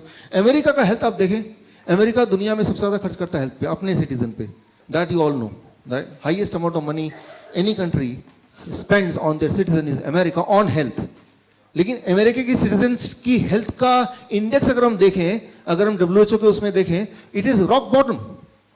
मतलब 70% of American at any point of time they are severely ill, severely obese, right. इसको और थोड़ा इलैबोरेट करता हूं मैं कि 1962 में यूएस में ओबेसिटी था 13%, डायबिटीज था 2.5%, हाइपरटेंशन था जितना भी था। लेकिन हाइपरटेंशन अब देखें 30% इंक्रीज हो गया, डायबिटीज 6.9% हो गया, ओबेसिटी 34% हो गया। अच्छा, एक इंपॉर्टेंट बात यह है कि अगर एडवांसमेंट हो रहा है, ज़्यादा हॉस्पिटल्स आ रहे हैं, टेक्नोलॉजी अच्छी हो रही है, तो बीमारियां क्यों बढ़ रही हैं? वो तो घटनी चाहिए ना। People should be healthy. तो ये है लॉजिक। लॉजिक से मैंने समझाया। लेकिन अब अगर आप बीमार पड़ेंगे तो क्या करेंगे? ब्रेन लॉजिक को बाईपास कर देगा उसी वक्त। ब्रेन बोले छोड़ो लॉजिक, कोई मतलब नहीं है, आप देखो पहले क्या हो रहा था, and brain will follow that, right. So वो आपकी गलती नहीं है, हमारे बॉडी की बनावट, that is how the brain behaves, right. Brain behaves whenever some action, जब भी आपको कोई एक्शन लेना है, तो एक्शन लेते वक्त ब्रेन ये नहीं देखता कि लॉजिक क्या है, साइंस क्या है, किसमें हम ठीक हो सकते हैं, किसमें हमारी भलाई है। ब्रेन सिर्फ ये देखता है कि पहले क्या हो रहा है, पहले तो वो बताओ, पहले क्या करते थे आप ये बताओ, कल तक क्या करते थे। चांसेस ये हैं कि जो भी आप कल तक करते थे, जो भी आप देखते आए हैं, चांसेस ये हैं कि चाहे उससे नुकसान हो रहा हो या फायदा हो रहा हो, you will still do that, right. That is how our brain is programmed and that is what you have to understand. अच्छा, ऐसे में हम करें क्या? तो ये तो सारी सिचुएशन है, राइट। तो इस सिचुएशन को ध्यान रखते हुए what we have to do, so आज उस पर बात कर रहे हैं कि what we have to do. यहाँ से जब घर जाएं तो इस नॉलेज को अंडरस्टैंड करते हुए इसको हम प्रैक्टिकली अपने जीवन में, अपने प्रॉब्लम्स को सॉल्व करने के लिए how we can use it, right. So उस पर हम फोकस करेंगे। अभी तक मैंने समझाया कि चल क्या रहा है, हमारा दिमाग कैसे बना है, हमारी चॉइसेस कैसे बनी है, मेडिसिन कैसे काम करता है, लिवर क्या करता है। अब मैं बताने जा रहा हूँ कि हमें क्या करना है once you go back home. Once you go back home from today what you have to do. ये 4 अक्टूबर को ये बुक लॉन्च हुई वियतनाम में। ये है दुनिया की सबसे बड़ी study on nutrition and human health. Nutrition and human health के बीच का जो कनेक्शन है, उस कनेक्शन पे दुनिया की सबसे बड़ी study, that is called China study. हमारे एजुकेटर्स को पता है, डायबिटीज एजुकेटर हैं यहाँ पे कुछ, या thank you.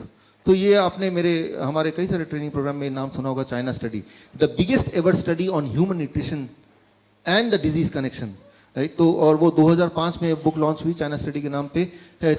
Chinese health department, Oxford University of UK and Cornell University of US, इन तीनों ने मिलकर 20 साल तक स्टडी किया पूरे दुनिया की हेल्थ का और न्यूट्रिशन का जो संबंध है उसको समझने के लिए, और उसको एक नाम दिया चाइना स्टडी, और 2005 में बुक लॉन्च किया।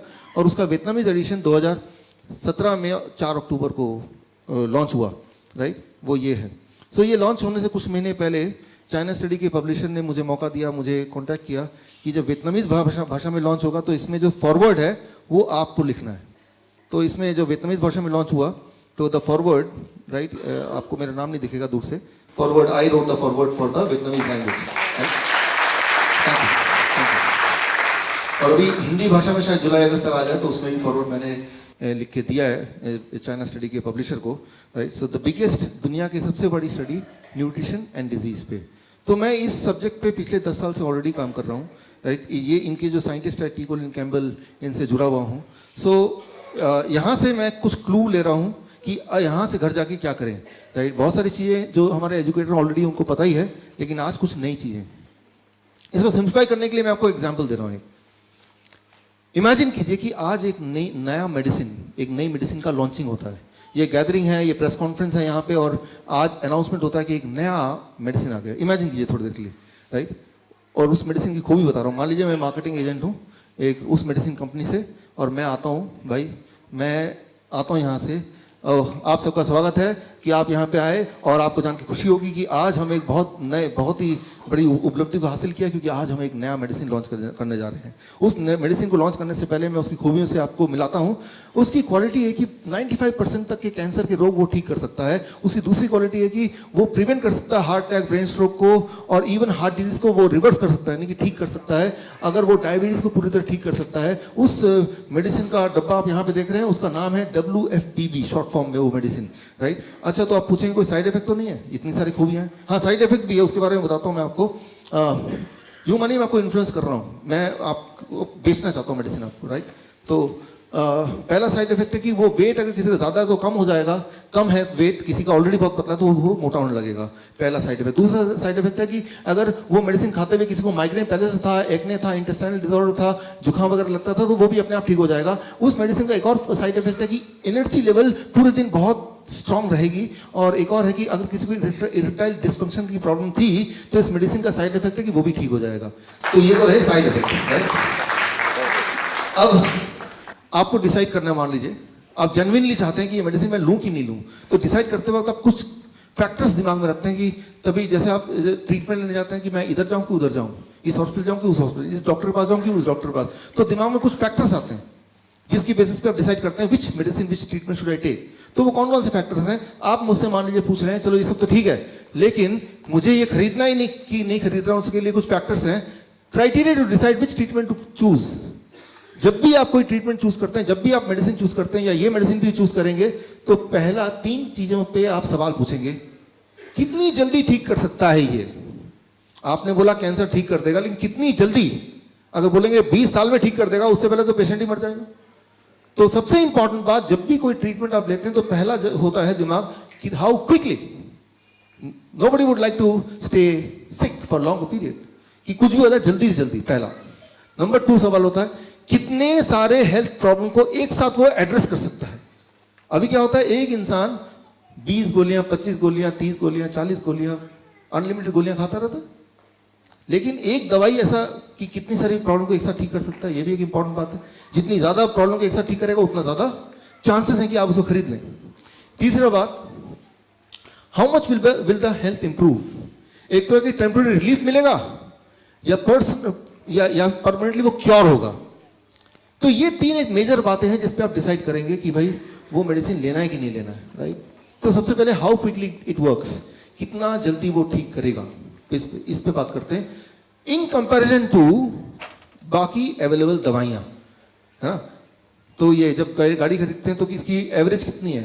60। अब सोचते हैं कि बाकी की कितनी है, तभी तो ये डिसाइड करते हैं ज्यादा है कि कम है। तो बाकी को कंपैरिजन, तो मैं इसको एग्जांपल देके साइंटिफिकली एक करता हूं। 2006 में एक दवाई आई थी रेनोलाजीन, और ये दवाई थी, अभी भी है, एंजाइना, हार्ट, दिल के दर्द होगा तो डॉक्टर पास जाएंगे, ये अगर दवाई देंगे तो ये दवाई कोई 6 हफ्ते तक खाएगा तो फिर उसके हार्ट का जो पेन है, जो एंजाइना, वो कम हो जाएगा। और ये सबसे ज्यादा फास्टेस्ट टाइम, मतलब 1.5-2 महीने लगेंगे तब भी, और उसके बाद कम होगा। लेकिन साथ में साइड इफेक्ट भी इसके अपने हैं, हेडेक हो सकता है, कॉन्स्टिपेशन हो सकता है, डिजीनेस, नॉसिया हो सकता है। उसके मुकाबले मेरी जो दवाई है, जो मैं भी लॉन्च करने वाला हूं, वो 1 से 2 हफ्ते के अंदर ही वो एंजाइना को गायब कर देगा, पहली बात। दूसरी बात, इसका कोई साइड इफेक्ट नहीं है, राइट। तो क्लियरली, और साइड इफेक्ट है तो वो पॉजिटिव वाले हैं, तो क्लियरली इसमें तो मैं पास हो गया कि ये ज्यादा इफेक्टिव है, ज्यादा क्विक है, राइट। अब आता है कितने सारे हेल्थ की बीमारियों को एक साथ ही एड्रेस कर सकता है। कैंसर को 9 महीने में ठीक कर देगा, हार्ट डिजीज को 1 से 3 महीने में, ओबेसिटी को 1 महीने में, ब्लड प्रेशर को 7 दिन में कंट्रोल कर देगा, ब्लड शुगर को 3 दिन में कंट्रोल कर देगा, राइट। तो ये काफी प्रॉमिसिंग लग रहा है, राइट। और ये सब मैं नहीं बोल रहा हूं कि मैं बोल रहा हूं, ये ऑलरेडी साइंटिफिकली प्रूवन है। अच्छा, किसने प्रूव किया? उसका नाम मैं आपको बता दूं, डीन ऑर्नेस। अच्छा, डीन ऑर्नेस कौन था? जब बिल क्लिंटन प्रेसिडेंट थे तो डीन ऑर्नेस उनके डॉक्टर थे। जब ओबामा प्रेसिडेंट थे तो व्हाइट हाउस के डॉक्टर डीन ऑर्नेस थे। अब भी व्हाइट हाउस के डॉक्टर डीन ऑर्नेस हैं। डीन ऑर्नेस हैं जो हाई प्रोफाइल लोगों का और अपॉइंटेड डॉक्टर हैं यूएस के पार्लियामेंट में, राइट। वहां के ऑफिशियल डॉक्टर हैं डीन ऑर्नेस, और उन्होंने प्रूव किया, क्योंकि वो इस पैनल में ऑलरेडी हैं, राइट, कि anybody who adopt this medicine तो ये वाकई में होता है और ये जर्नल में छपा भी, राइट, द लैंसेट 1990, ये छपा भी, और सिर्फ हार्ट डिजीज नहीं बाकी चीजें भी छपी। मैं तो सिर्फ एक एग्जांपल दे रहा हूं बिकॉज समय थोड़ा लिमिटेड है, राइट। सो फर्क सिर्फ इतना है कि ये जो मैं बता रहा हूं WFPB, ये कोई दवाई नहीं है, ये एक फूड पैटर्न है कि कोई भी फूड इस तरह से खाएगा तो इतने दिनों में ये सारी उपलब्धियां उसको मिल सकती हैं। और ये चीजें ऑलरेडी प्रूवन है by many times, and one of the person who proved it is Dean Ornish. कई सारे साइंटिस्ट ने प्रूव किया, चाइना स्टडी की इतनी मोटी किताब है, उसके अंदर पूरे रिसर्च भरे हुए हैं जो ये साबित करता है कि इस तरह से अगर फूड आप खाते हैं, चूज करते हैं, मैंने आपको choice, how we choose a food वो बताया, सुन के, देख के, सोच के, लेकिन चॉइसेस को थोड़ा अगर चेंज करेंगे तो ये सारी बीमारियां इतने दिनों में प्रॉमिसिंग तरीके से, प्रॉमिसिंग मतलब बिना साइड इफेक्ट के, उल्टा कुछ अच्छे साइड इफेक्ट के साथ बिल्कुल क्योर हो जाएगा, और वो साइंटिफिक है। अच्छा, तो अब ये बात आती है कि अगर ये इतना प्रॉमिसिंग है, इतना साइंटिफिक है, ऑलरेडी प्रूवन है, और साइंस में भी है, बुक में भी है, इवन यूएस में लीगल भी है ये, मतलब इंश्योरेंस भी मिलता है इसके अगेंस्ट। कोई बोलेगा कि मुझे ये वाली मेडिसिन खरीदनी है, मतलब ये वाले पैटर्न से मुझे अपने को ठीक करना है, तो उसके लिए भी इंश्योरेंस का वो हकदार है, यूएस में ऑफिशियल है। तो वो अभी कुछ समय पहले हुआ है बस, लेकिन अब है। अगर ये वाकई में इतना इफेक्टिव है तो ये फैला क्यों नहीं? Why it is not spread? Government इसके बारे में बताती क्यों नहीं, हमें पता क्यों नहीं है? देखिए, किसी चीज का सच्चा होना या अच्छा होना या साइंटिफिक होना इज नॉट द क्वालिफिकेशन कि वो लोग अडॉप्ट कर लें। मैं आपको उदाहरण दे रहा हूं, आप एक एग्जांपल दे रहा हूं to make you understand. Copernicus आप जानते हैं, जिन्होंने पहली बार बोला था कि अर्थ के चारों तरफ सन नहीं घूमती, सन के चारों तरफ अर्थ घूमती है, और इस बोलने की वजह से उनको बॉयकॉट कर दिया गया था, उनको पब्लिकली रिडिकुल किया गया था, उनकी बुक को छपने से रोक दिया गया था। जिस दिन वो मरे थे बस उसी दिन उनकी बुक छप के आई, उनके हाथ में आई, and that was the last day of his life, right. तो उन्होंने ट्रुथ बोला, साइंटिफिक रूप से वैलिडेट किया, लेकिन लोगों ने उसको नहीं माना। तो क्योंकि एक ट्रेंड दिमाग में चला आ रहा था सालों साल से, हजारों साल से, कि अर्थ सेंटर है और सन उसके इर्द गिर्द घूमता है। तो एक जो पहले से चला आ रहा है उसको बदलना सिर्फ लॉजिक से नहीं बदलेगा, राइट, ट्रुथ से नहीं बदलेगा, it will take some time, right, तभी लोग अडॉप्ट करते हैं। तो वो हमने हिस्ट्री में भी देखा है, लेकिन कुछ लोग ऐसे हैं जो इन्फ्लुएंस नहीं होते पुराने एक्सपीरियंस से, जो साइंस को एकदम लेके अडॉप्ट कर लेते हैं, आप और हमारी तरह कुछ लोग, राइट। बाकी लोग फिर धीरे धीरे धीरे धीरे उसको अडॉप्ट करते हैं। तो ठीक इसी तरह से यहां पे मैं ये बताना चाह रहा हूं कि एक इस तरह का पैटर्न है जिसे WFPB बोलते हैं, and that can really do this, और हर बार हर एक के लिए, राइट। तो अब एक्चुअली ये क्या है और हमें क्या करना है, उस पर हम आते हैं। It is a nutritional food, the talking food, जिस तरह से टाइगर खाता है कि चूज द फूड इन सच ए वे, वो दाने दाने पे लिखा खाने वाले का नाम, कि बॉडी के जिस ऑर्गन को जिस वाली न्यूट्रिशन की जरूरत होगी वो बॉडी खुद ही लेगा। सिर्फ उस टाइगर की तरह हमें चूज करना राइट फूड। वो चूज करने के पीछे का जो एक लॉजिक है या अंडरस्टैंडिंग है, उसको थोड़ा सा मैं आपको समझाना चाहता हूं। अभी क्या अंडरस्टैंडिंग है उसको कैसे थोड़ा सा बदलना है। देखिए, फॉर एग्जाम्पल अभी की अंडरस्टैंडिंग क्या है कि हमें we have to take carrot, इसमें बहुत विटामिन सी होता है। अच्छा, हमें ऑरेंज खाना चाहिए क्योंकि इसमें विटामिन ए होता है, कैरेट में ऑरेंज विटामिन सी होता है। दूध, इसमें बहुत ज्यादा कैल्शियम होता है। ये है अभी की लॉजिक अंडरस्टैंडिंग। दूध नहीं पिएगा कैल्शियम कहां से मिलेगा? ऑरेंज खा लो तो आपको विटामिन सी मिल जाएगा। This is the current logic जिसपे हम अभी की न्यूट्रिशन साइंस चलती है। अभी जो हमने पढ़ा है, सीखा है, डॉक्टर बोलते हैं, न्यूट्रिशनिस्ट बोलते हैं, किताबें बोलती हैं, वो ये है। अब मैं आपसे एक सवाल पूछता हूं,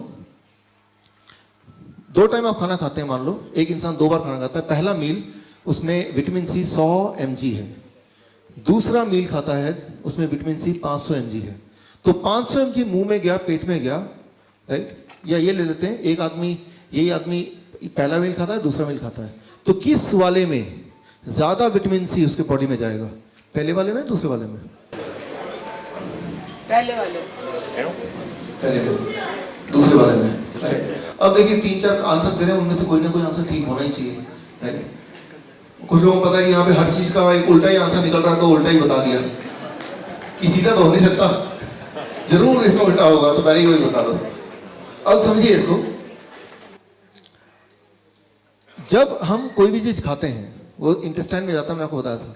now the liver which is the brain, वो डिसाइड करता है कि कितना न्यूट्रिशन की बॉडी को एक्चुअल में जरूरत है, राइट। तो ये भी हो सकता है कि 500 mg पेट में गया और उसमें एक भी mg बॉडी के अंदर गया ही नहीं, डिपेंडिंग ऑन कि उसकी जरूरत बॉडी को है कि नहीं। That is our gatekeeper decide करता है। तो ये कोई लॉजिक नहीं कि हमें ज्यादा विटामिन सी लेंगे तो ज्यादा विटामिन सी जाएगा या कम लेंगे तो कम जाएगा। That logic does not work the way we expect. इसका साइंटिफिक एविडेंस मैं आपको दूंगा, राइट। फॉर एग्जाम्पल एक ऑरेंज लीजिए, आप एक्सपेरिमेंट कीजिए, उसको लैब में दीजिए, उसमें 53 ग्राम अगर फॉर एग्जाम्पल विटामिन सी निकल रहा है। उसी बैच का एक और ऑरेंज लीजिए, उसको भी लैब में दीजिए, उसमें आप देखेंगे 10 गुना ज्यादा भी ऑरेंज विटामिन सी निकल सकता है। मतलब ये सोच कि इसमें इतना विटामिन सी होगा, उसमें उतना कैल्शियम होगा, ये एक रैंडम सोच है। सेम बैच में सेम 2 फलों में 10 गुना भी वेरिएशन हो सकता है। तो अगर हम ये सोचते हैं कि मैंने 10 संतरे खा लिए तो लगभग इतना विटामिन सी चला गया होगा, वो कैलकुलेशन फेल हो जाएगी। उसी तरह से जिस तरह से अगर आप कैलकुलेट करने लगे कि एक्सेलरेशन, वेलोसिटी, बॉल कैच करने से पहले और फिर आप सोचें अब मैं ज्यादा बेटर कैच कर पाऊंगा, आई एम श्योर कि आप नहीं कर पाएंगे। उसी तरह से तो ये जो कैलकुलेशन है, ये कैलकुलेशन हम करने के लिए नहीं बने। हमारा जो understanding about this very less and we should not do that calculation. Let it happen by the liver, right. उसको करना चाहिए ना कि हमें करना चाहिए। अब देखिए इसको, let me make you understand. जैसे मैंने आपको बताया कि फूड आता है, जब कोई चीज खाते हैं तो कितना उसमें डाइजेस्ट होगा, कितना बॉडी उसको एब्जॉर्ब करेगी, उसमें से भी कितना बॉडी ट्रांसपोर्ट करेगी, उसमें से भी ऑर्गन डिस्ट्रीब्यूशन कितना होगा, और फिर बायोकेमिकल कितने न्यूट्रिएंट जो एक्चुअली काम करेंगे, और कितना बॉडी में स्टोर होगा और कितना बॉडी रिलीज करेगा। ये एक ऐसी चीज है जो इतना एब्रप्ट है, इतना रैंडम है कि आप उसमें कुछ भी कैलकुलेट नहीं कर सकते, कुछ भी कैलकुलेट नहीं कर सकते। वो उसकी जो अंडरस्टैंडिंग है वो अभी तक इवॉल्व हुई ही नहीं है। तो जब भी कोई बोलता है कि आपको तो दिन में विटामिन सी इतना लेना चाहिए ग्राम, बोलता नहीं है वो हर्बल लाइफ, आपको तो इतना ग्राम विटामिन B12 लेना चाहिए, वो तो फूड से मिलेगा नहीं, तो आप मेरे वो डब्बे से ले लो। फिर आप भी सोचते हैं यार हेल्थ नहीं तो क्या, तो आप अपना पैसे कमाई का कुछ पार्ट उसमें दे देते हैं। हर्बल लाइफ है और what ever it is, right, Nutrilite है। तो वो कैलकुलेशन नहीं हो सकती, राइट। वो कैलकुलेशन एक रैंडम कैलकुलेशन है, उस कैलकुलेशन को बेस हो ही नहीं सकता। बिकॉज जब आप कुछ खाते हैं, जैसे मैंने बताया, कितना बॉडी में डिस्ट्रीब्यूट होने वाला है किसी भी एक पल, वो टोटली एक अलग बॉडी की इंटेलिजेंस है, सेलुलर इंटेलिजेंस।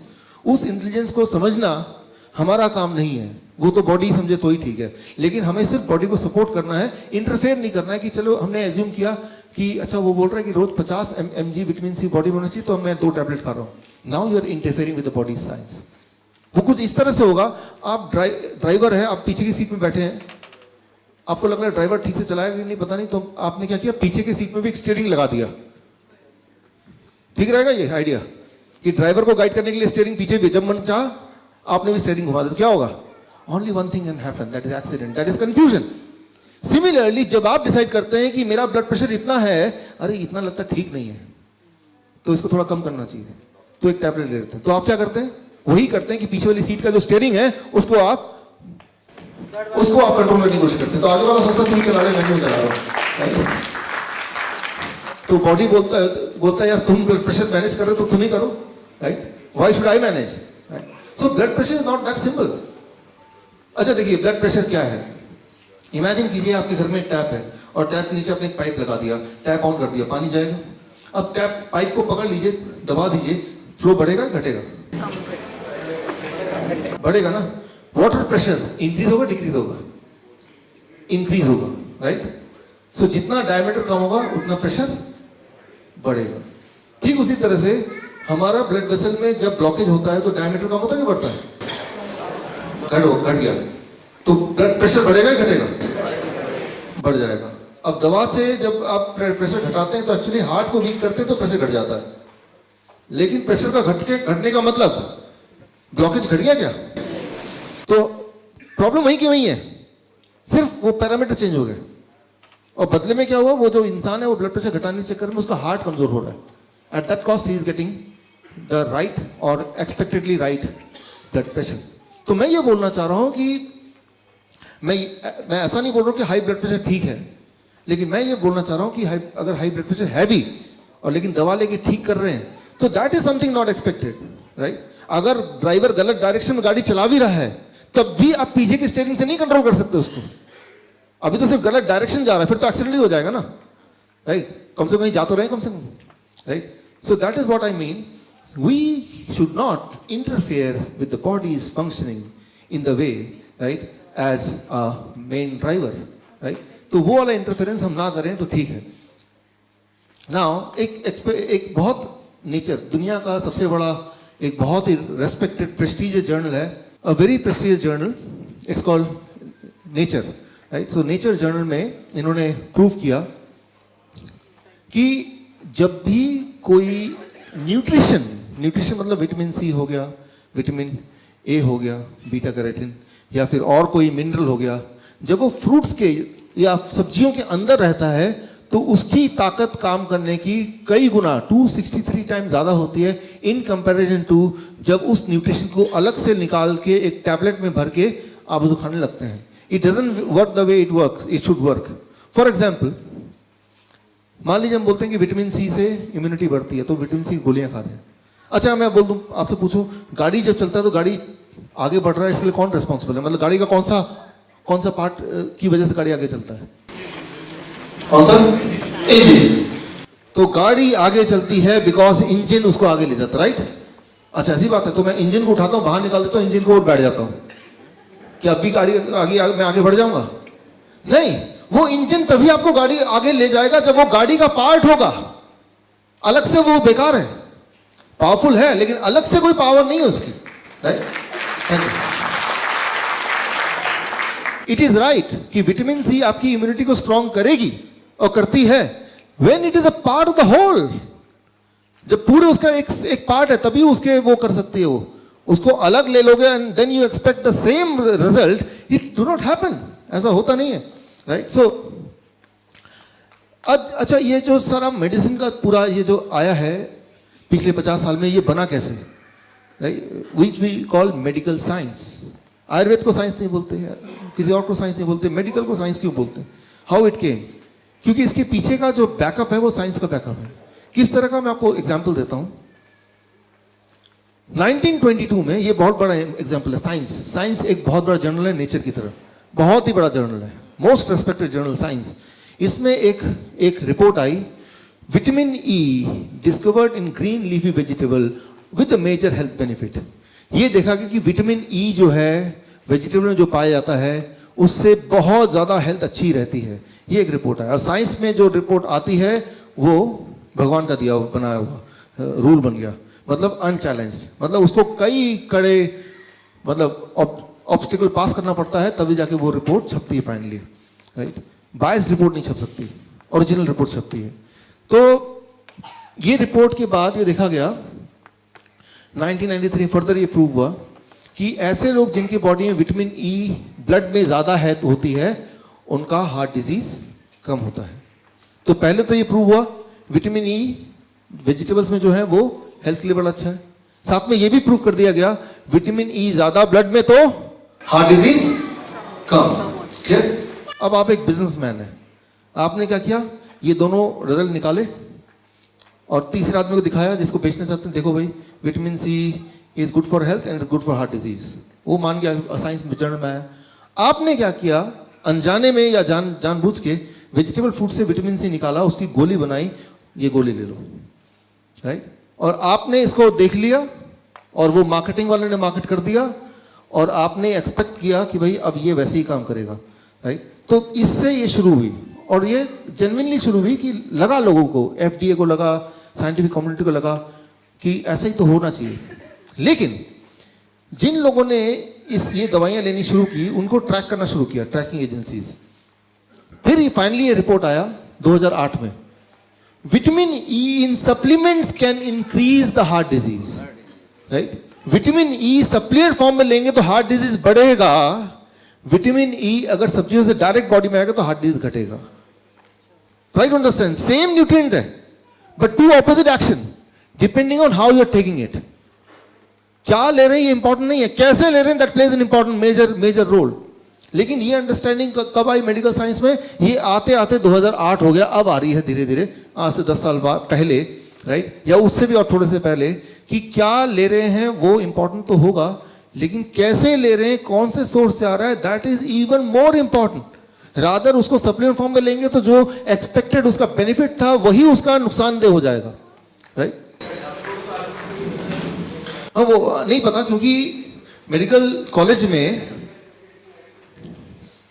मेडिकल कॉलेज में जो न्यूट्रिशन सब्जेक्ट होता है 7 साल में वो 7 घंटे का होता है, 7 आवर्स, उसी में सारा न्यूट्रिशन साइंस होता है। और बाकी जो पढ़ाई होती है वो ड्रग्स की होती है, दवाइयों की होती है, दवाई का वो हाफ लाइफ डोज, कितना ड्रग्स से लिवर कैसे काम करेगा वो होता है। तो इसीलिए उनको नहीं पता, क्योंकि उनके सिलेबस का पार्ट नहीं है। तो they are not the right person to talk about nutrition. Nutrition एक अलग फील्ड है, medical doctors are different field, they are made to injection देना, दवाई देना, सर्जरी करना, ये उनका काम है, राइट? उनका काम फूड के बारे में नहीं बताना है, न्यूट्रिशन के बारे में नहीं बताना है उनका, राइट? तो उनको पता नहीं होगा क्योंकि उनका सिलेबस का पार्ट नहीं है, राइट? सो और कुछ समय पहले, आज से 10-15 साल पहले तो मेडिकल साइंस को भी नहीं पता था, राइट? साइंस को भी नहीं पता था, बट नाउ साइंस को कैसे पता चलता है? Science itself is not science. पहले एजम्पशन होता है कि शायद ऐसा फायदा होगा, फिर कुछ लोग उसको अपनाते हैं, लाखों लोग, फिर उनको ट्रैक किया जाता है सालों साल तक, फिर देखता है ये तो उल्टा हो गया, फिर दैट बिकम्स अ साइंस, फिर रिजल्ट को कोलेट करते हैं, वो रिजल्ट को डिस्प्ले करते हैं, राइट? तो पहले एक एक्सपेक्टेड गोल होता है, शायद ऐसा काम करें, उससे वो जर्नी शुरू होती है, फिर वो 10 साल चलती है, हजारों लाखों लोग उससे पीड़ित होते हैं, फिर वो उसका रिपोर्ट कलेक्ट होता है, फिर वो एक जर्नल में आता है, this is science, right? Science ऐसे होता है। वो मॉलिक्यूलर लेवल में पहले ही पता चल जाए कैसे काम करेगा, वो साइंस नहीं है, उतने इवॉल्व अभी तक टेक्नोलॉजी हुई नहीं है। अब देखिए, ये है journal of American Medical Association का रिपोर्ट, और similarly vitamin E supplement leads to higher cancer episode. Vitamin E vegetable से आएगा तो कैंसर कम करेगा, लेकिन अगर वही सप्लीमेंट फॉर्म में आएगा तो कैंसर बढ़ाएगा, राइट? सो जितने सारे विटामिन के ऊपर ट्रायल्स हुए, वो सारे ट्रायल्स को मिला दें, एक रिपोर्ट निकालें, तो उसे बोलते हैं मेटा एनालिसिस। और उसमें भी सेम ही बात की जा रही है कि अगर कोई सप्लीमेंट फॉर्म में कोई चीज आप लेंगे तो वो हार्ट की डिजीज को बढ़ाता है, लेकिन वो नेचुरल फॉर्म में अगर आता है तो हार्ट की डिजीज को घटाता है। तो ये रिपोर्ट भर रिपोर्ट है, और ऐसे कई के रिपोर्ट्स हैं। मैं सारे रिपोर्ट अभी दिखा नहीं सकता, लेकिन जो हमारे डायबिटीज एजुकेटर्स हैं, जब यहाँ से जाएंगे आप लोग, जो डायबिटीज, आपको एक कार्ड मिलेगा विच इज कॉल्ड CME कार्ड। उस कार्ड के थ्रू आप इसके और डिटेल रिपोर्ट एक्सेस करना चाहते हैं तो वो एक्सेस कर सकते हैं, those who are diabetes educators, right? So एक और एग्जाम्पल देता हूँ, one last example. Beta carotene from fruits and vegetable blocks the cancer growth. Beta carotene अगर फ्रूट्स एंड वेजिटेबल से बॉडी में जाता है तो वो कैंसर की ग्रोथ को वहीं रोक देता है, 1981, राइट? तो लेकिन इसका मतलब ये नहीं कि बीटा कैरोटीन अगर सप्लीमेंट फॉर्म में लेंगे तो सेम इफेक्ट आएगा, बल्कि इफेक्ट उल्टा हो गया। अगर वो सप्लीमेंट फॉर्म में आएगा तो it increases the death because of cancer by 46%। So the conclusion is, कोई भी चीज जब ले रहे हैं, वही वाला न्यूट्रिएंट अगर नेचुरल फॉर्म में है तो एक अलग ढंग से काम करता है, और वो न्यूट्रिएंट अगर नेचुरल फॉर्म से हटा के अगर वैसे लेने लगते हैं तो वो टोटली उसके उल्टे डायरेक्शन में काम करता है, उल्टे डायरेक्शन में। ऐसा नहीं कि उससे कुछ फायदा नहीं हो रहा है, फायदा तो नहीं हो रहा है, लेकिन उल्टा नुकसान हो रहा है, और वो बहुत ही जबरदस्त नुकसान हो रहा है, राइट? सो तो ऐसे बहुत सारे एग्जाम्पल्स हैं। इसको कंक्लूड करते हैं इस बात को। मान लीजिए एक एप्पल लेते हैं, उसको लैब में डालते हैं, तो एप्पल के अंदर जो न्यूट्रिएंट है वो ये सारे लिस्ट किया हुआ है मैंने, करीब 100 से ज्यादा न्यूट्रिएंट है। In apple there are about 100 nutrient. तो वो 100 न्यूट्रिएंट जब टुगेदर होते हैं आपस में, राइट, तो जाके वो न्यूट्रिएंट आपको वो वाले लाभ देते हैं जो लाभ की आप उम्मीद करते हैं। लेकिन उसके बीच में से अगर विटामिन बी निकाल दिया, एक टैबलेट बना दिया, विटामिन सी निकाल दिया, एक और टैबलेट बना दिया, अब क्या है कि वो ठीक उसी तरह से होगा कि आपको लगता है कि गाड़ी में सोफे में बैठते हैं, गाड़ी का सोफा निकाल दिया, स्टेट निकाल दिया, then again expecting the same result, वो रिजल्ट नहीं आएगा, राइट? इनफैक्ट जब आप एक सेब खाते हैं तो सेब खाने के बाद बॉडी में जितने सारे केमिकल रिएक्शंस होते हैं, वो सारे रिएक्शंस को अगर आप चार्ट में बनाएंगे, राइट, वो चार्ट का 1% इज दिस, 1%,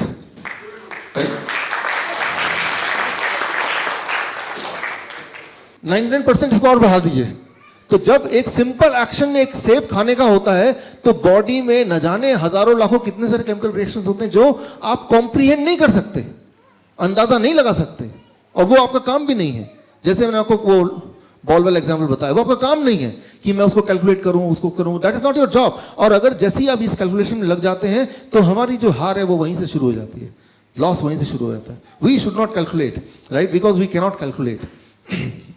अब मॉडर्न मेडिसिन में क्या है गड़बड़, अच्छा ब्लड प्रेशर ज़्यादा हो गया, उसको घटा दो। ब्लड शुगर ज़्यादा हो गया, उसको घटा दो। अच्छा कैंसर हो गया इस बार, उसको काट दो। हार्ट अटैक है, चलो एक स्टंट लगा देते हैं। तो जब भी हम इस तरह के एक्शन करते हैं तो बॉडी का जो बैलेंस है, मैंने आपको ऑर्केस्ट्रा एग्जाम्पल दिया था, राइट, वो जो हार्मनी है वो लॉस हो जाता है। जब हार्मनी लॉस होगी तो वो इंसान ज़्यादा दिन तो जिंदा नहीं रहेगा, वो बीमार ही रहेगा हार्मनी को लॉस करके।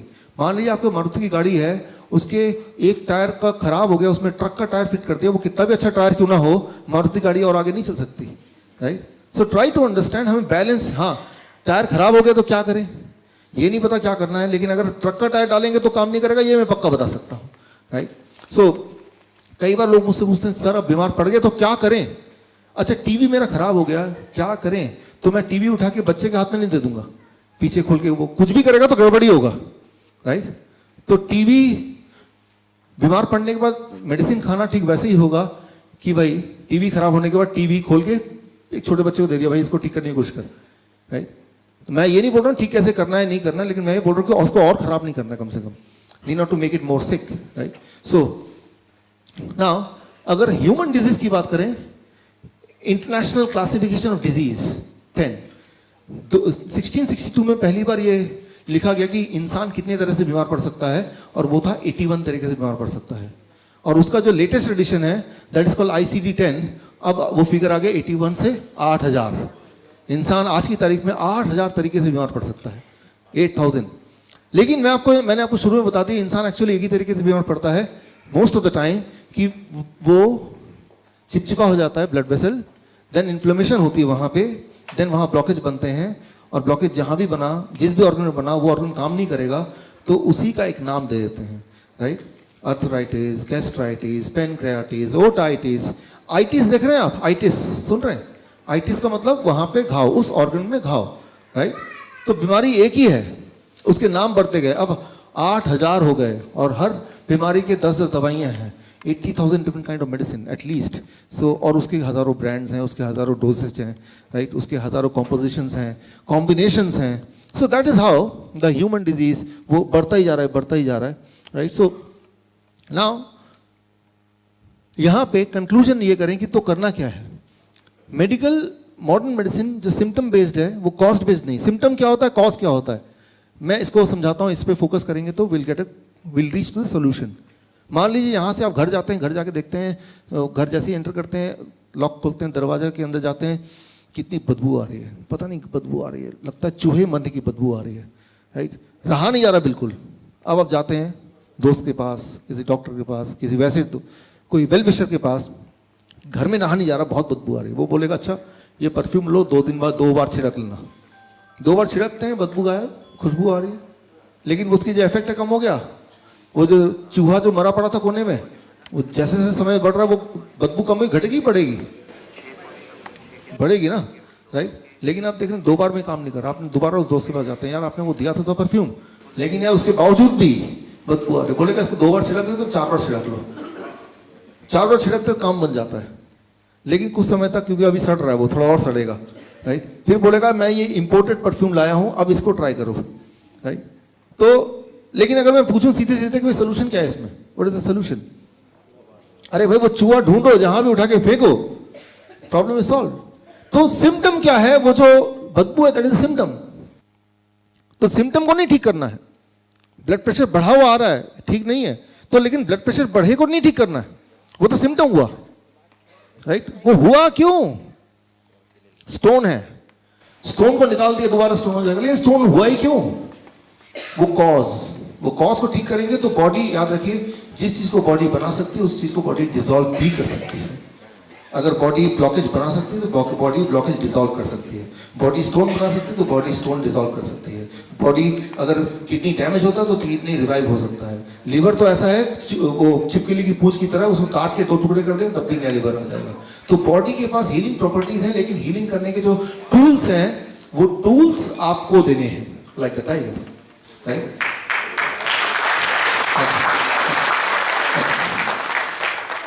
सो यहाँ पे हम क्या करें आज के बाद ताकि हम ठीक रहें। एक तरीका ये है एक्सरसाइज करें, दौड़ें, भागें। कई बार लोग बोलते हैं दौड़ने भागने को आप इंक्लूड क्यों नहीं करते अपने ट्रेनिंग प्रोग्राम में?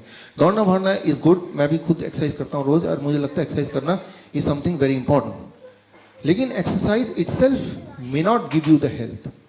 मैं एक उदाहरण दे रहा हूँ, ये एक इंटरेस्टिंग बुक है, मेरे पास एक कॉपी है इसकी, देना जरा बुक। ये 1977 में बुक लॉन्च हुई थी। इस बुक ने सिखाया है पूरे दुनिया को हाउ टू रन। भाई ये बेस्ट सेलर था, जेम्स फिक्स, दुनिया को सिखाया कि रन दौड़ना कैसे है, राइट, दौड़ना। 1984 में 52 की एज में इनकी हार्ट अटैक से डेथ हो गई। मैं ये नहीं बोल रहा हूँ कि दौड़ने से हार्ट अटैक हो सकता है, I am not saying that, right. मैं सिर्फ इतना बोल रहा हूँ कि अगर हम सोच रहे हैं कि मैं रोज एक्सरसाइज करता हूँ तो मैं हेल्दी रहूंगा, एक्सरसाइज करना एक इंपॉर्टेंट पार्ट है, लेकिन सिर्फ पार्ट है वो, it itself is not complete, that's what I mean, right. आपने ये चेहरा देखा है, सुना है, जानते हैं? आर्नोल्ड कितनी बार वर्ल्ड ओलंपियाड बने? बॉडी बिल्डर 8 बार मेरे ख्याल से, राइट। तो इट सीम्स कि he is the healthiest person the planet, लेकिन अपनी ऑटोबायोग्राफी में इन्होंने रिवील किया कि इनको हार्ट की बीमारी है। मैं इसे इतना बोलना चाह रहा हूं, अगर आप बोल रहे हैं कि मैं तो रोज एक्सरसाइज करता हूं, मैं तो रोज योगा करता हूं, तो I should be healthy, that is one component. याद रखिए, आपकी गाड़ी कितनी भी अच्छी क्यों ना हो, उसमें राइट फ्यूल अगर नहीं डालेंगे तो गाड़ी अच्छी कैसे रहेगी, राइट। गाड़ी तो अच्छी होनी ही चाहिए, वो ये करेगा, गाड़ी को मजबूती देगा, आपके बोन्स हैं, हड्डियां हैं, आपके फेफड़े हैं, उसको वो मजबूती देगा, लेकिन राइट फ्यूल नहीं होगा तो ये भी क्या करेगा, राइट। तो राइट फ्यूल का मतलब क्या होगा? Right food, that is the talking food, the food which communicate to us, the food with which you can communicate, right. So अभी क्या करना है, एक मेरा एक फेवरेट वीडियो है 2 मिनट का, 1 मिनट का, वो आप में से जो लोग पहले मेरे लेक्चर में आए वो उन्होंने देखा होगा, लेकिन बाकियों के लिए 1 minute you have to see this. Bill Clinton का उदाहरण, 2004 में उनको 4 बाईपास सर्जरी हुए, 2005 में 1 लंग सर्जरी हुआ, 2010 में 2 एंजियोप्लास्टी हुआ, बीमार पड़ते चले गए, जैसा कि नॉर्मली होता है। कोई भी सर्जरी का पेशेंट पहले ऐसा नहीं बनता। हमारे पड़ोस में वर्मा जी हैं, और बाईपास सर्जरी के बाद मिले, मैंने कहा कैसे हैं? नहीं अब मैं ठीक हूँ, 4 चक्कर लगाता हूँ और तेल बंद कर दिया, गुस्सा भी नहीं करते हैं, टाइम पे सो जाते हैं, अब मैं ठीक हूँ। ये सारा पहले ही कर लेते हैं ना सर्जरी के तो ठीक हुए हैं लाइफस्टाइल बदलने से, लेकिन वो समझ आने के लिए वो 5 लाख खर्च कर दिए, वो सब कुछ कर दिया, अब जाकर वो समझ आई। तो बाईपास सर्जरी ने उनके हार्ट को ठीक नहीं किया, उनके दिमाग को ठीक कर दिया।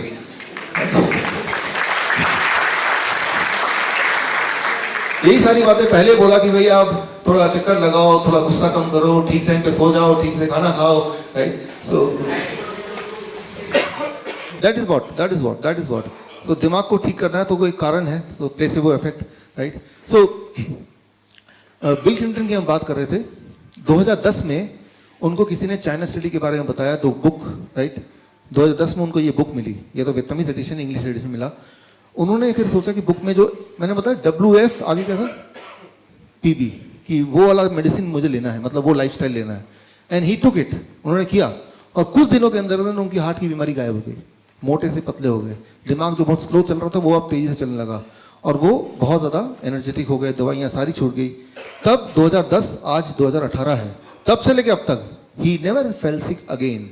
और इलेक्ट्रॉनिक मीडिया ने देखा, इंटरनेशनल मीडिया ने देखा कि बीमार एक इंसान था, लेकिन अब वो इतना एनर्जेटिक जितना वो पहले नहीं था जब वो प्रेसिडेंट थे, even more handsome than when he was president of America. पूछा कि आपके नए हेल्थ का राज क्या है, उन्होंने जो राज खोला, आप देखिए उन्होंने क्या बोला।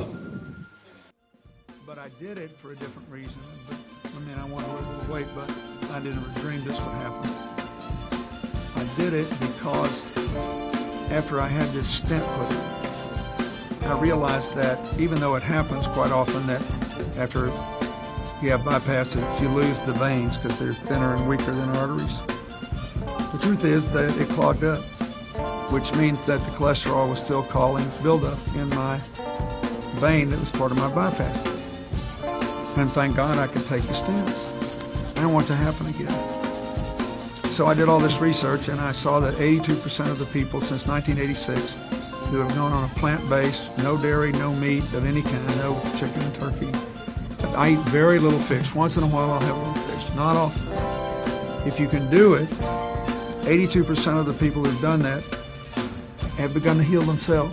Their arterial blockage cleans up, the calcium deposit around their heart breaks up, This movement has been led by a doctor named Caldwell Esselstyn at the Cleveland Clinic, Dean Ornish in Minoa in California, the doctors Campbell, father and son, who wrote the China study, and a handful of others.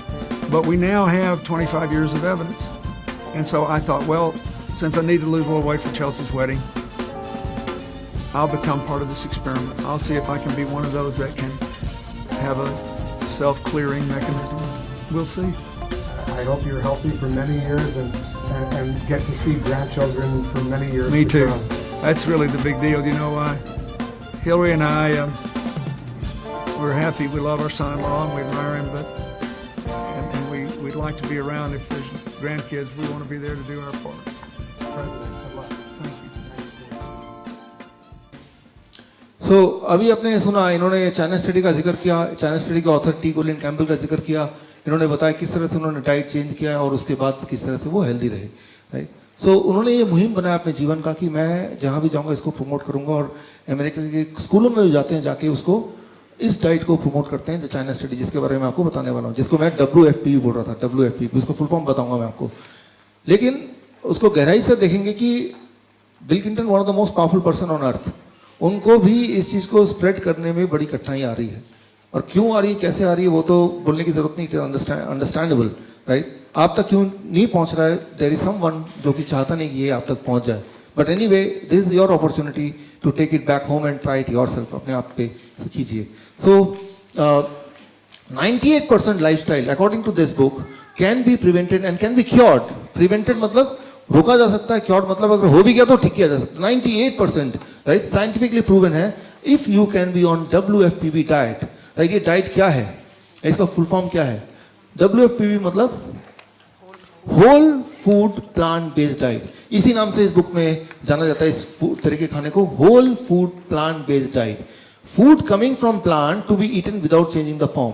Simple form में ऐसा खाना जो पौधों से, पत्तों से आता हो, प्लांट से आता हो, और उसके फॉर्म को अगर ना चेंज करके उसी रूप में खाया जाए तो उसे बोलते हैं WFPB। दैट्स हाउ, इनके जो ऑथर ने इसका नाम दिया, दैट इज हाउ। तो इसमें करना क्या है, वो तो इतनी मोटी बुक है, इसको समझेंगे नहीं, मैंने सिंपल आपके लिए बना दिया है एक, I call it the food calendar. तो जब यहाँ से आप जाएंगे बाहर ट्रेनिंग खत्म होने के बाद, तो you can take this food calendar with you, और क्या करना है, कैसे करना है, खुद के लिए कैसे करना है, दूसरे के लिए कैसे करना है, वो किस तरह से आपको वो चार्ट बनाना है अपने लिए, वो इसमें डिजाइन कर दिया है। इसको मैं आपको एक्सप्लेन कर देता हूँ थोड़ा सा। देखिए यहाँ आप देखिए नीले कलर का निशान है, it's called the blue zone. Blue zone, दुनिया में कई सारी जगह ऐसी है जिसको ब्लू जोन के नाम से जाना जाता है। ब्लू जोन एक टर्म आया 2005 में, जब ये किताब लॉन्च हुई तब एक टर्म आया, विकिपीडिया में देखेंगे तो पाएंगे ब्लू जोन। ब्लू जोन उस जगह को बोला जाता है जहां पे लोग 100 साल से ज्यादा जिंदा रहते हैं, उस जगह को बोला जाता है ब्लू जोन। वो कौन सी जगह है? ये सारी जगह आप देख रहे हैं अलग अलग कॉन्टिनेंट्स में, these all are called blue zone because यहाँ के जो निवासी हैं, they live for more than 100 year. Number one, they are never sick, diabetes, heart disease, cancer ये उनमें नहीं होता, और अपने जीवन के आखिरी घड़ी तक वो they are able to work in the same way as any youth works, right? So these are called, they cross the century by dancing. वो हार्ट पे नहीं रहते हैं, वो तब भी बहुत ही ज़्यादा एक्टिव रहते हैं, और ये पूरी लिस्ट है ब्लू जोन की। सो 2005 में एक लिस्ट बनाई गई कि ऐसे ऐसे जगह पूरे दुनिया में जहाँ पे लोग 100 साल से ज़्यादा जिंदा रहते हैं और हेल्दी रहते हैं, तो उनको एक नाम दिया गया ब्लू जोन।